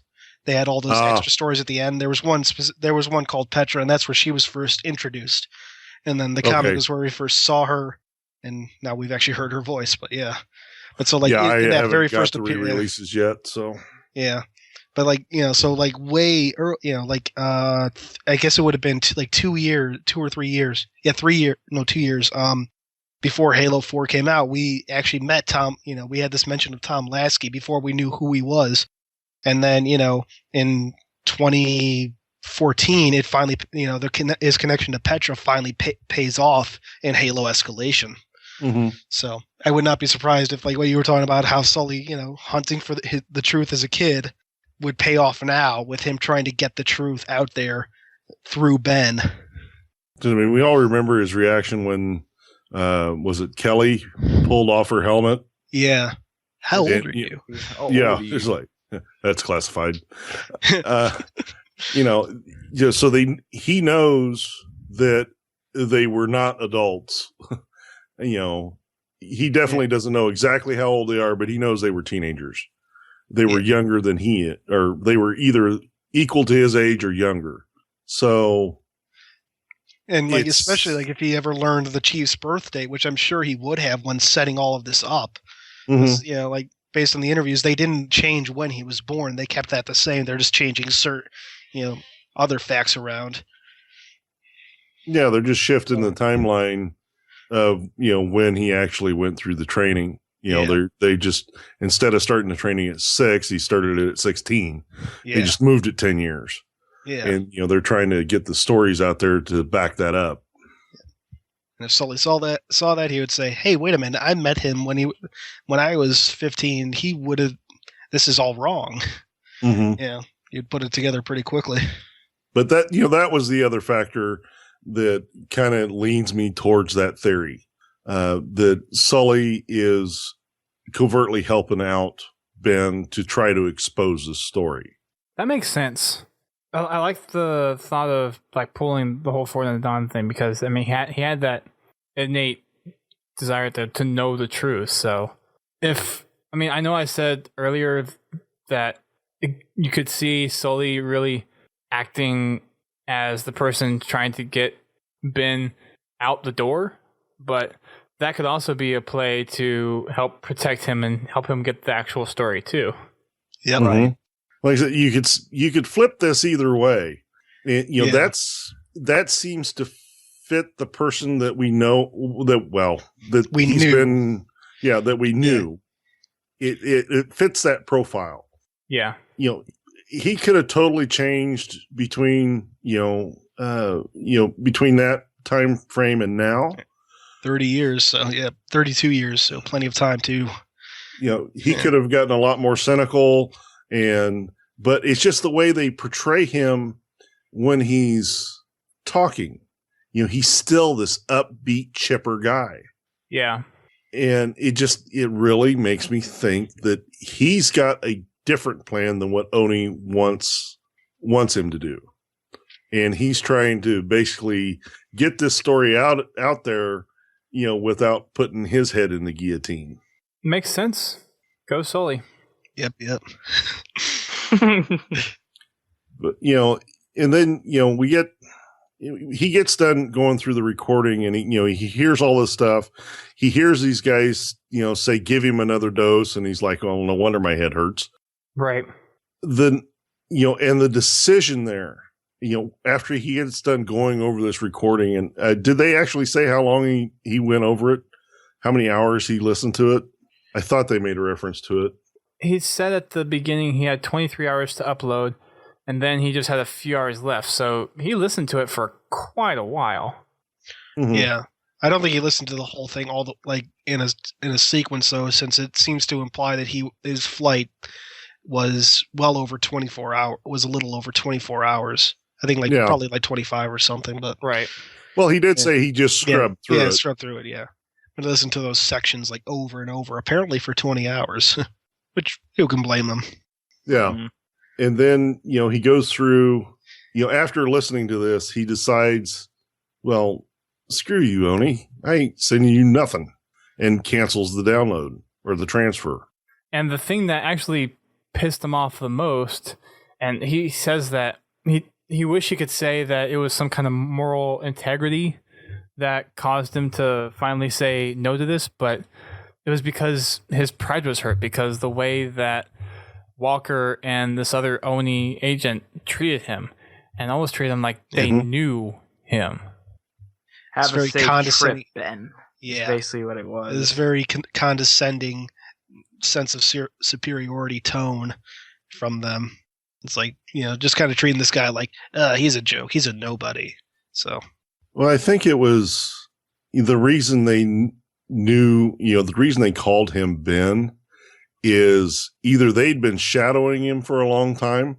Well, at least one of them probably has been shadowing Ben ever since he started this.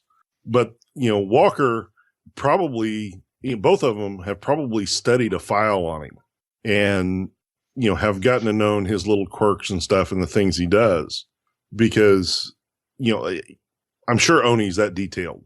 Oh, yeah. They probably know what time you go pee every morning. Yeah, especially for someone who used to work for them. Mm-hmm. Freaks is what they are. Good Lord. Sitting there taking a leak. They're like, oh, well, yep. Yeah, that's... Hey, you never know. It's like, wait a minute. This guy's been taking a leak for 31 seconds. He only goes for 20 seconds. He must be escaping. You never know. Yeah. That's going to happen someday. And it's going to be like, aren't you glad, Mike, that I recorded, that I checked how long they went to the bathroom? Yeah. Weirdos.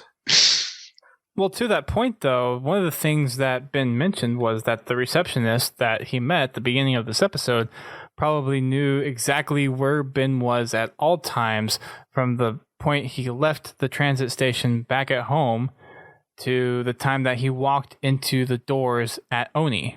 Mm-hmm. Yeah. Every step of the way. He made the comment she's probably been getting, updated progress reports on how close he's getting to getting to the building. Changes in the paces I walk, the lack of a direct route, all this, it's, it really kind of puts to a point how widespread Oni is as far as their intelligence gathering. I mean, last episode, we found out that they monitor, they video monitor everybody, and the video monitoring software watches for certain physical reactions and judges whether or not to actually start audio recording. And then, once it's determined that it's nothing serious, it goes back to just video monitoring. So, there's no end to how deep, the Oni bugs go. It's, they can't, when it comes to like their version of the internet, which is basically what it is, they can't control every website. There's always pirate sites out there. You shut one down, 5 more show up. And I think that's kind of what the Chatternet thing is. It's an underground chat program, and how that, this stuff that we're hearing, we're watching it on Tumblr, but we kind of want to look at this from, their, the universe's point of view. Okay, they may call it Tumblr, who knows, but we need to look at it. This is probably like an underground website. It's not a mainstream, it's not like putting it on the 5 o'clock news. Right. Yeah. This is not a mainstream news, a place where people go to find, the mainstream news. This is the stuff they want, this is where they go to find the behind the scenes stuff. Yeah. Right. I got the impression initially that he put it out on Waypoint, but I wouldn't be surprised if it was something he put out exclusively on the Chatternet to try and or somewhere in the Chatternet to try and avoid Oni eyes. So something else I've noticed, and I don't know if this is a coincidence or not, but episode 5 isn't up on the Halo channel yet. I'd probably chalk that up to coincidence, but I don't know. That's weird. That is weird. I don't know if it's a coincidence that they just it's still not up yet. Because whenever they've posted the episode, shortly after it's appeared on the Halo channel. And I don't know that the Halo channel is basically like Waypoint 2.0 in a sense. So I'm just connecting it that way? Comparing that. Yeah. I think, I'm just comparing it to, like what we'd have. No, Hunt the Truth is actually, up here.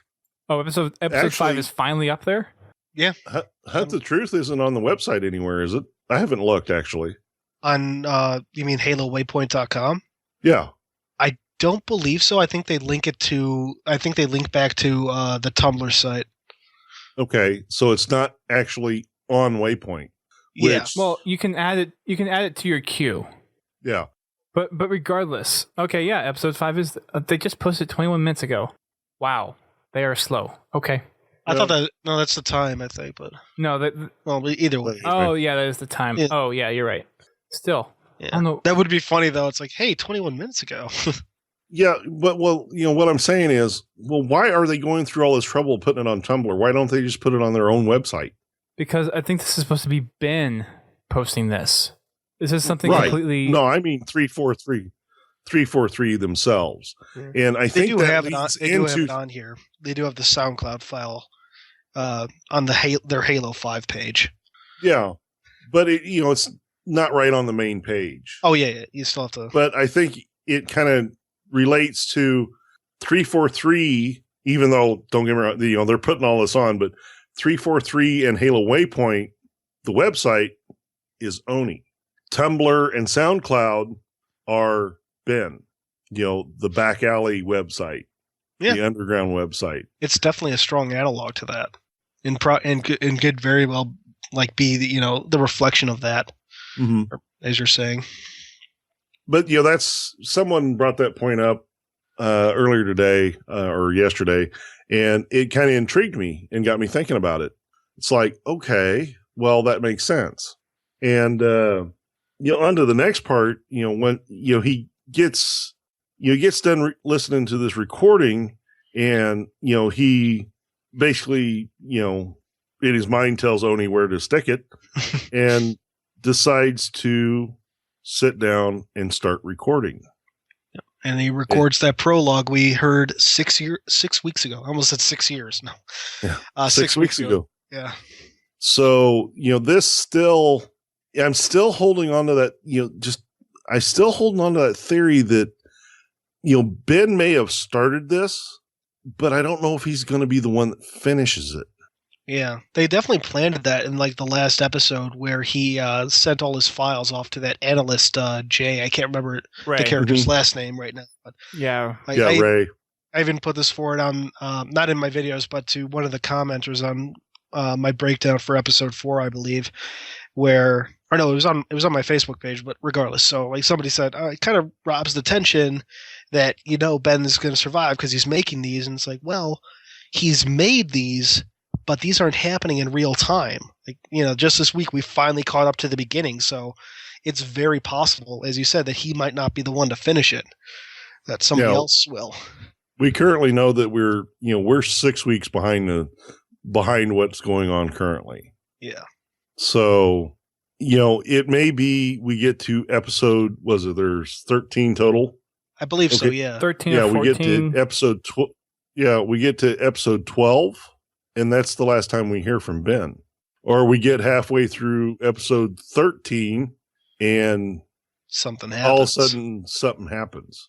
I still think it's possible we could see Ben posting this all the way through, because even with the other pictures where he's saying that he has this, for the latest one, he had this screen for deciding whether or not to upload the pictures, or having taken the picture of the glassed planet, or saying this is the picture I took and this is how I doctored it up, yada yada yada. I mean, those to me point to, and this is just me, but it points to Ben still being around posting these, because I have a feeling that Ben is going to be reaching out to Mashak again, basically saying, hey, I'm in some deep crap right now, can you somehow offer me protection or something? Oh, I definitely agree with you there on that. He's not gonna upload these files like Oni asked him, and he's gonna want to disappear. Yeah. Because now he is gonna definitely have Oni looking for him. And that's what kind of, I'm not saying that, for sure that, Ben's gonna disappear. He may make it through the whole thing. Yeah. But it's just, there's been some small pieces in there that kind of make me think that, any good journalist will make sure that any controversial story they're working on, there are multiple copies of the information they find, right, and they will be in either trusted hands or in secure location. You always got that common trope in so many in TV shows and movies. Like, if I don't make this call or make this post in 24 hours, this story goes viral. That kind of thing. I don't think it's one of those, but well, I mean, like the same kind of thing, which is based on what reporters have done in the past. But is all I'm. It's just smart to make sure that you have multiple copies of all this, especially a high profile, say, court case, that you have backups to all this information. So if something should happen to you or your originals or the copy that you have, you still have the original documents in a secure place, the original tapes, stuff like that, to where if somebody in this case finds out you've got this information, they break into your house and destroy all your copies of your evidence, you still have the originals to cover your butt. Yeah. But that's my own theory, and I'm sure there's some people out there that share it, but it's just just that little bit of twist in there that's got me thinking about it. There's lots of stuff, and we're only in episode 5, which kind of blows my mind away, because that means we have another 8 or 9 episodes worth of content that we still haven't gotten to yet. Yeah. And from here especially, it's just like it's hard to say exactly where this is going to go, because he's not going to be able to count on those Oni contacts. He's going to have to rely entirely on whatever he himself can dig up. And, right. If Oni's really after him, I'm sure that's gonna play into some of the episodes. Mm-hmm. So basically, confirmed. Chief comes in, saves Ben, and that's where the story takes place in Halo 5. Nice. Yes, there we go. That's Halo 5's campaign. That's who one of the Spartans is on Chief's team is. That's how you go. Yeah, that's not Fred. That's Ben Giroux. Yeah, that's Ben Giroux. He's just chilling. No, that's Ben Giroux behind the pillar in the background. That would be kind of interesting, though. It's just... And then Petra's team lock. Yeah. Yeah, I'm wondering if Petra's going to come back into this one. I really hope so.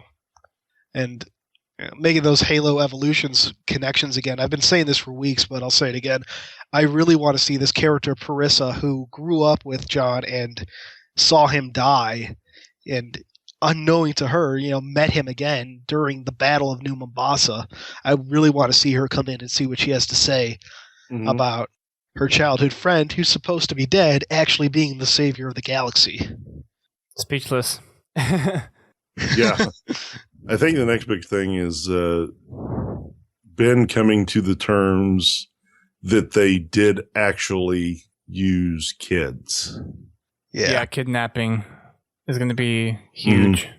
Kidnapping, and then I'd love to hear what might happen if he actually discovers or if he's going to put together that they might have used clones, or if he's actually discovered some record of. I would be surprised if he found a record of it, but I wouldn't be surprised if he put it 2 and 2 together and figured out, wait a minute, these guys must have flash cloned or something. And hell, somebody actually put the idea out there that maybe he could find one of the parents who, wording for Mortal Dictata spoilers, who figured out that their kid wasn't their kid. Yeah. What if he found some of the pages of Halsey's some of the pages of Halsey's journal? Some of those missing pages. Well, I don't know if that could happen, because only Saren Osman has Halsey's journal, and the missing pages, I mean, they could contain something, but the heavy implication is they were related to her attempts to put 3AI in a slipspace containerish thing, so to try and bypass rampancy. It was this really weird, convoluted concept that I'm not familiar enough with to explain, but you never know. Or, I mean, it could be just any pages of Halsey's journal, but yeah, it's because somewhere in here, I don't think the story that they're trying to tell would be complete without referencing Halsey. Oh yes, definitely. I would be disappointed if she isn't brought up in some major way. Obviously he can't. There's no way he can actually contact her given what's going on right now. But maybe someone who knows her well enough, or just find some some trace of her. A disgruntled former employee. Yeah. Who knows? Yeah, we got plenty of disgruntled former Oni handlers who worked on that. Oh, yeah. There's just so many different ways they could take this story, and I cannot wait for Sunday to find out what's in the next episode. Right.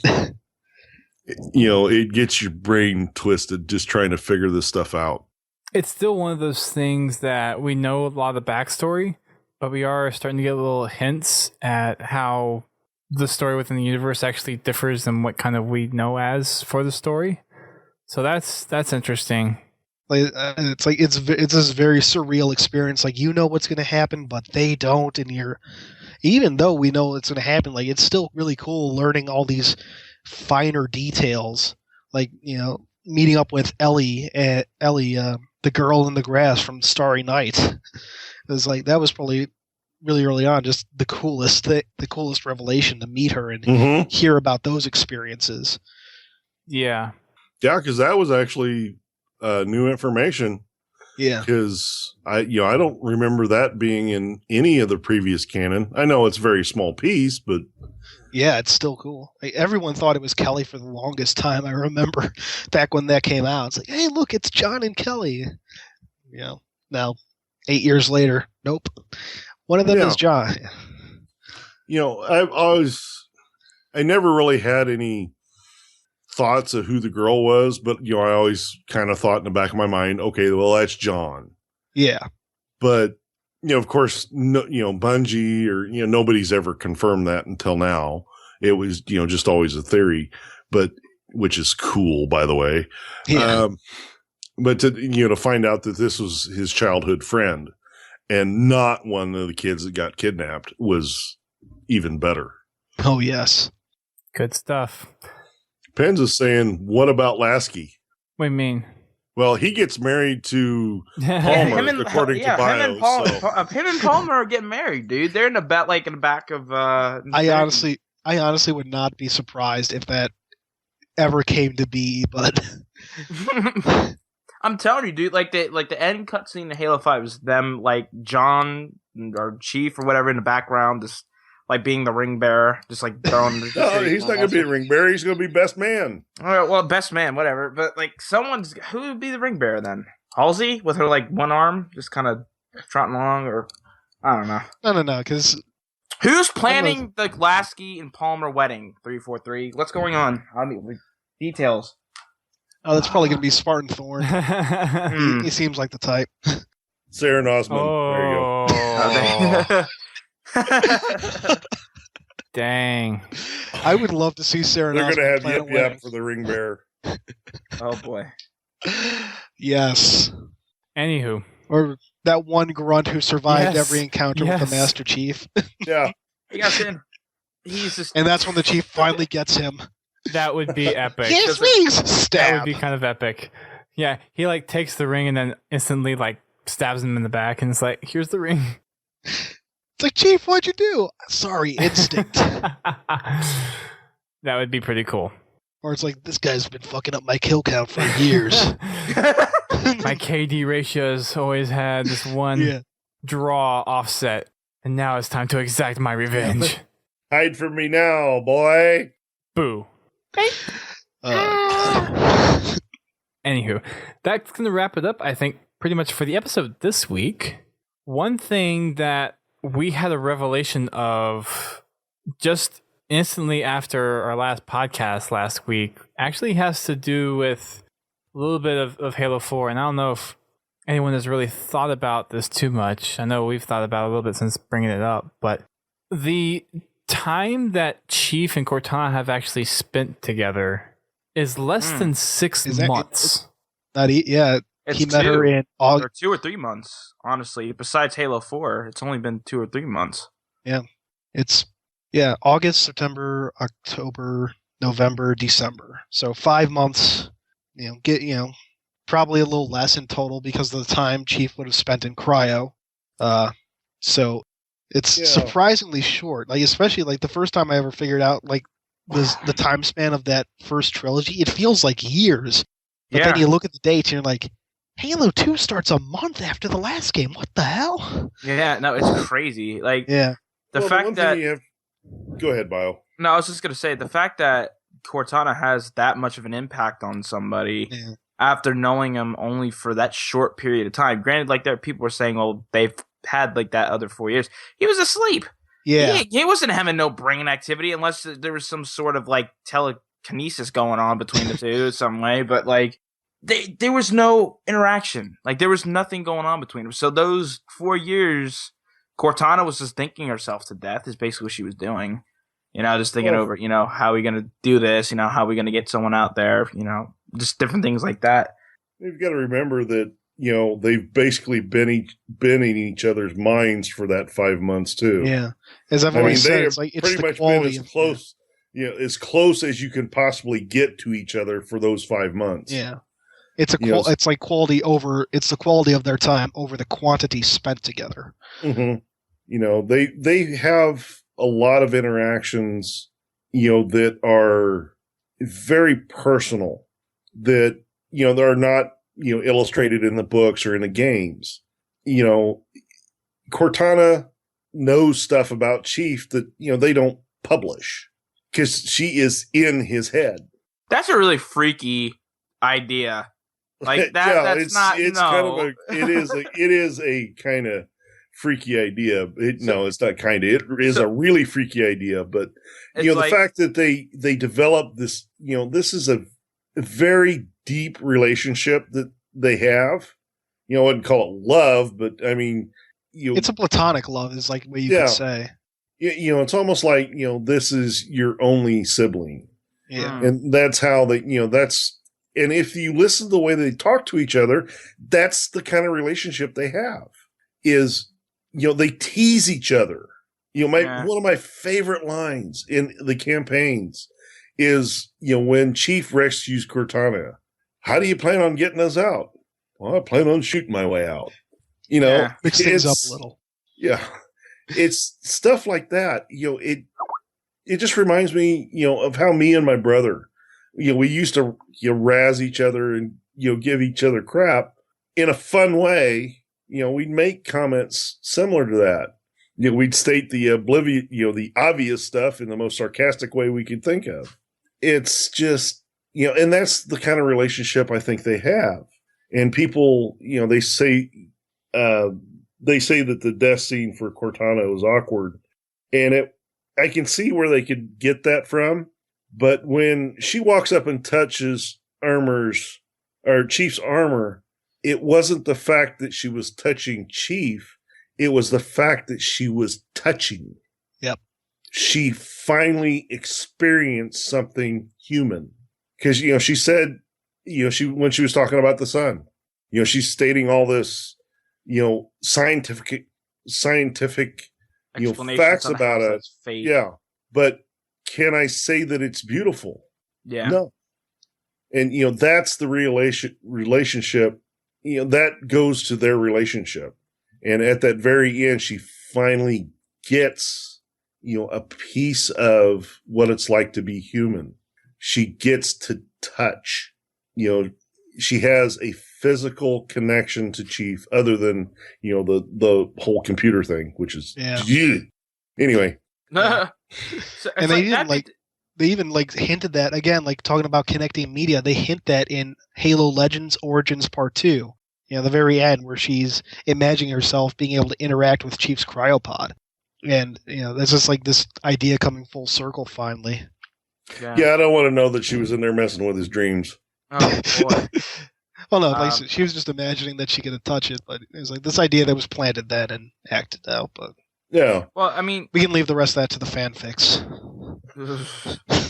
So something Pence pointed out in the chat, and I really didn't know this before, but apparently there are neural patterns, Chiefs and Cortana's were within like 2% of matching each other. Yeah, that was one of the criteria for her selecting the Chief because, basically Halsey said, pick one.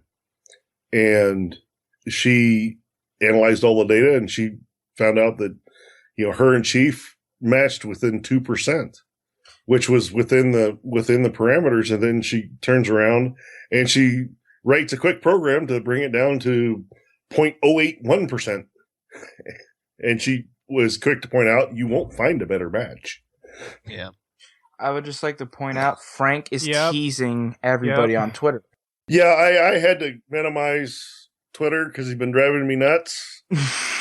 Oh, really? What's he doing now? He goes, hardcore Halo fans would lose their minds if they knew what voice we just recorded, or whose voice we just recorded. Oh, God. But another thing is, too, that apparently Chief had that no one else did was luck. That she quickly explained in Halo 3 in the beginning. Yeah. Which, I mean, you think for a computer program, luck would be a nonsensical, Unquantifiable. a nonsensical word.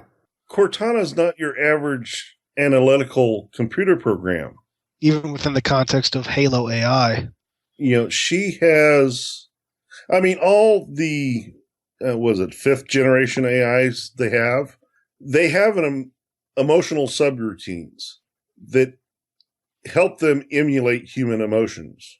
Cortana takes that just a little bit further, and at the time of Halo 3, she's actually really truly starting to feel those emotions.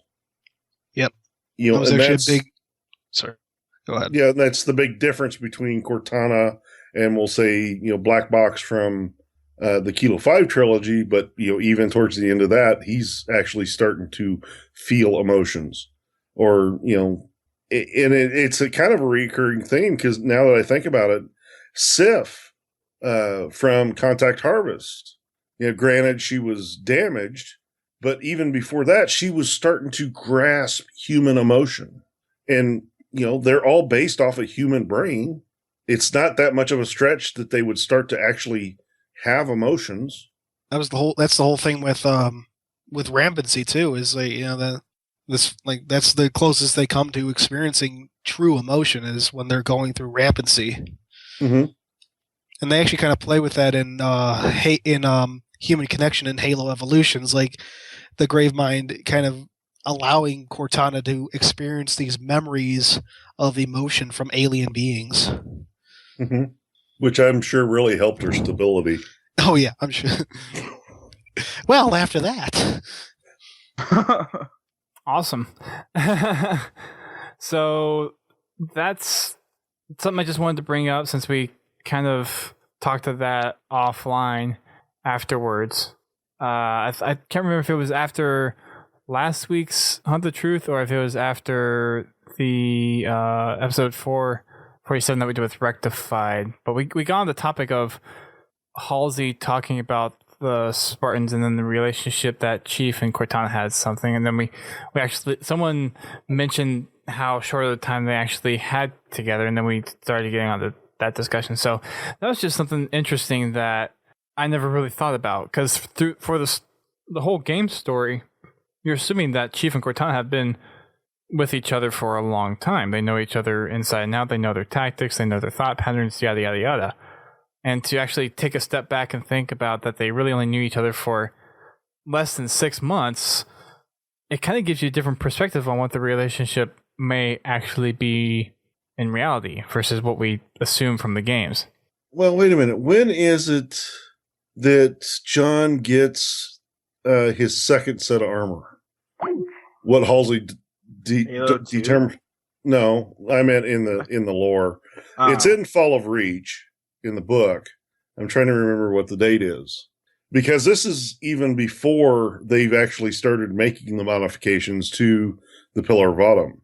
Because this is, this is where the Spartans, basically the Master Chief proves the Spartan project works, with the AI, and that's the first time he's introduced to Cortana. I know it's only, a couple of months before basically the start of Combat Evolved, but I just don't remember how much time it was. Because Halos 1, 2, and 3, they take place over 3 months? 5 months. 5 months. Okay. I'm pretty sure that he actually got introduced to Cortana at least a couple months before that. Oh, no. It was It's 4 months for the original trilogy. I'm sorry, and yeah, he gets introduced to her on August 30th, Yeah, less than a month before the events of Halo no, 1. August 29th. Yeah, August Mhm. 29th, and he's asleep he's basically asleep for pretty much the whole time between the fall of Reach and waking up at the start of Halo CE. So, Yeah, but not in the books. In the games, yes. oh yeah, even in the books, because in fall, like in the Well, he fall, doesn't. He goes into cryo after they jump to slip space. yeah, but I mean that like basically that whole time, because it's like they jump out of system as Reach is falling, and then he goes into cryo and wakes up. Is it like 19 days later? Mm-hmm. But the thing I was looking at is the games, even including Reach, which they really should have done a better job of working that into the lore correctly. Brain fart. Chief was introduced to Cortana at least 2 months before that. I know it doesn't add a whole lot, but we go from 5 months to 7 months. So the relationship, they had a lot of time to develop a relationship. And a very powerful relationships, based on the fact that they were in each other's pocket, literally. It's just, I don't hold a lot of, I see how people can get where, well, they didn't really know each other. They've only been together a few months. Well, yeah, I see it the other way. They probably know each other better than anybody else knows either one of them, including Dr. Halsey. Yep. The only connection that John could have that's potentially stronger, and I would even argue that his relationship with Cortana rivals this, is the connection to his fellow Spartans. Mm-hmm. And those are basically the people he grew up with. Yeah. They were his family. And then Cortana is basically an extension of that, being from Halsey. Mm-hmm. But I don't know. It bothers me that some people discount that relationship so easily. Well, that was just something I hadn't really thought about, that it's really been that short. Well, you're not the only one that's brought that up, Dust. I've seen some other people, make the same type of association, and it's. But I mean, even being in someone's head like that, relationships still take time, right? I mean, if you live, it depends on the relationship. For every day of, like, you were standing by someone every day for that 5 months, there'd still be a lot of room, I would feel, for like any kind of friendship or relationship to grow.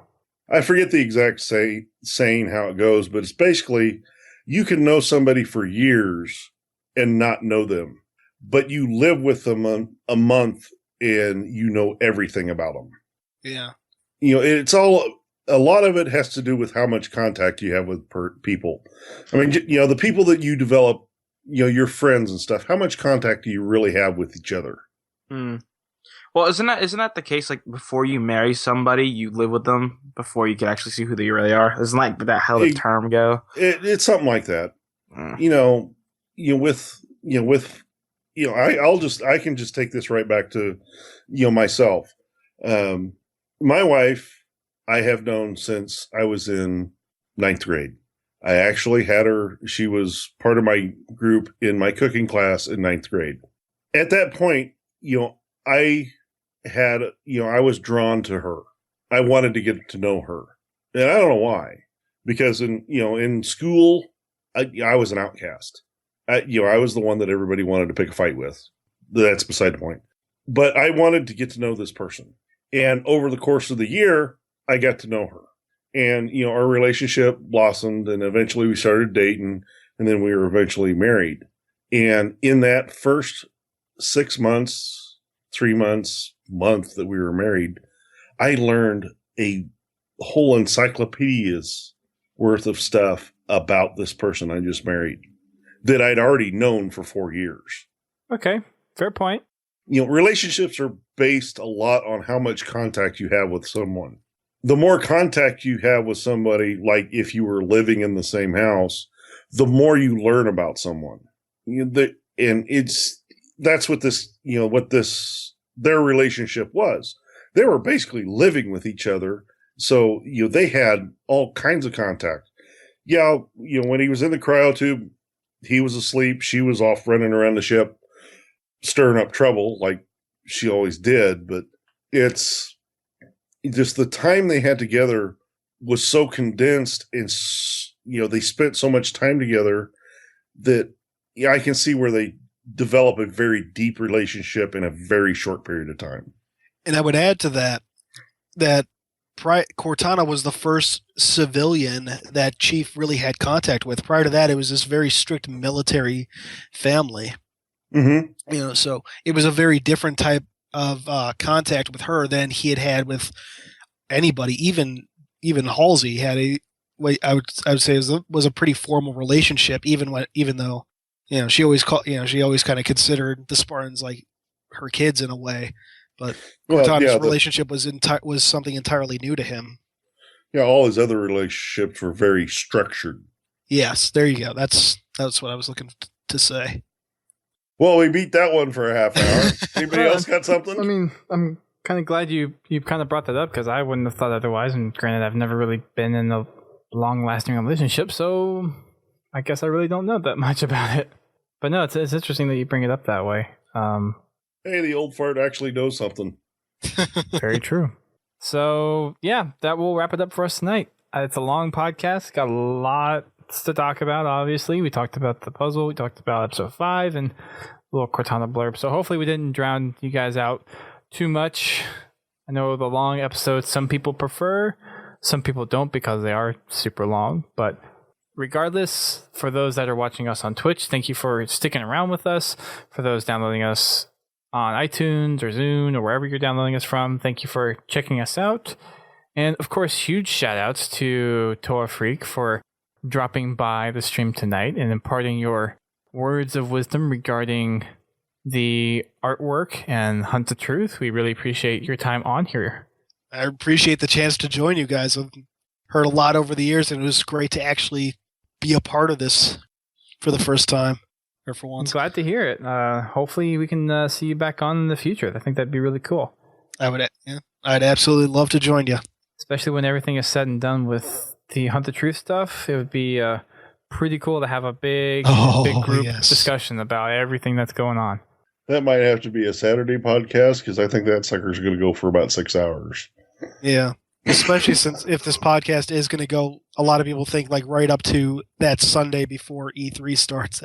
Yeah, I'm just going to say that when E3 comes around, that Sunday, I will be getting ready for the Monday press briefing. I will be I'll probably be playing Halo with Negative Eli at that point, but I will be resting up for the press conference on Monday, on Monday morning. Way to prepare there. Well, I mean, hey. Get all limbered up for them hard questions, right? I gotta really prepare for E3 this year. Yeah, I took the day off so I could watch it and cover it. I'll be there, so I'm gonna take the full week off. Oh, lucky you! It's gonna be some big news. I will be anxiously watching for tweets and videos and comments and be regretting that I was at work. I just hope the Wi-Fi isn't super, super saturated like it was last year, because it was bad. Oh, I know it will be, but technology improves every year, right? Sure. And more people show up. Define it. Well, I guess you could always, just get you one of those mobile hotspots. I mean, the your own Wi-Fi. The cell saturation would be horrible as well. Yeah, but it kind of all depends on who has the strongest towers in the area. Yeah, that's true. Anyways, we're getting off topic. We need to wrap things up. So again, thank you, Toa Freak, for coming on the show. We really appreciate it. If you guys want to check him out, he is Halo Canon on YouTube, and his Twitter is @Toa_Freak.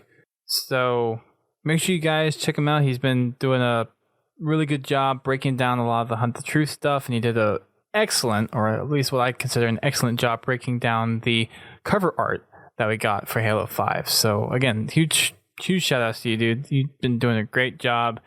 It's no wonder why people shouted you out when we asked the question of some small and upcoming people. You were definitely on top of your stuff, and it's awesome to see some other people taking some initiative to put out some great Halo content. So thank you for all the effort that you've been doing for this, and I hope to see you continue to do this throughout the launch of Halo 5. I plan to, as long as I'm able. Awesome.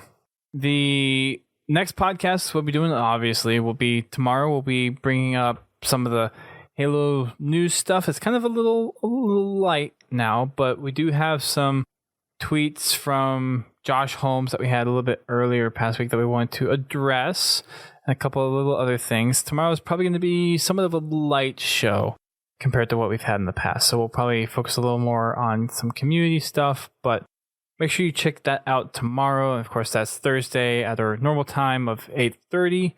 You can also check us out on Friday nights when we do our game nights. Those are also at 8:30 p.m. Eastern Time, hosted by Mr. Godzilla T himself. So make sure you hop on. Yes. Me. Make sure you hop on the Master Chief Collection. The patch is out. I know for some people it's broken some things again with actually doing matchmaking.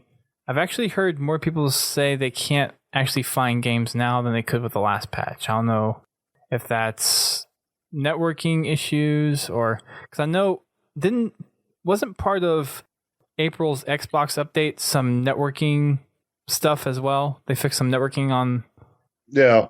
There was networking stuff, but a lot of the topics I've seen are people having issues with the ranked. At least that's been like from what I've seen, and you're gonna have a harder time finding it in there because that's kind of the nature of a ranked playlist, as it's trying to match you with people of similar or equal skill. So the people I don't know how much of that is. So the people I've heard from has actually been just sheer finding matches to play, not just ranked matches, but like matches across the board. So yeah, they've had some issues with it breaking up parties again. That I've definitely seen. Not surprised there. There's going to be bugs in here. I feel we're always going to have to be battling with the Master Chief Collection, and I honestly don't know with how big of an effort this was if we're ever going to see all the bugs fixed for the Master Chief Collection. It's a hope. Yeah.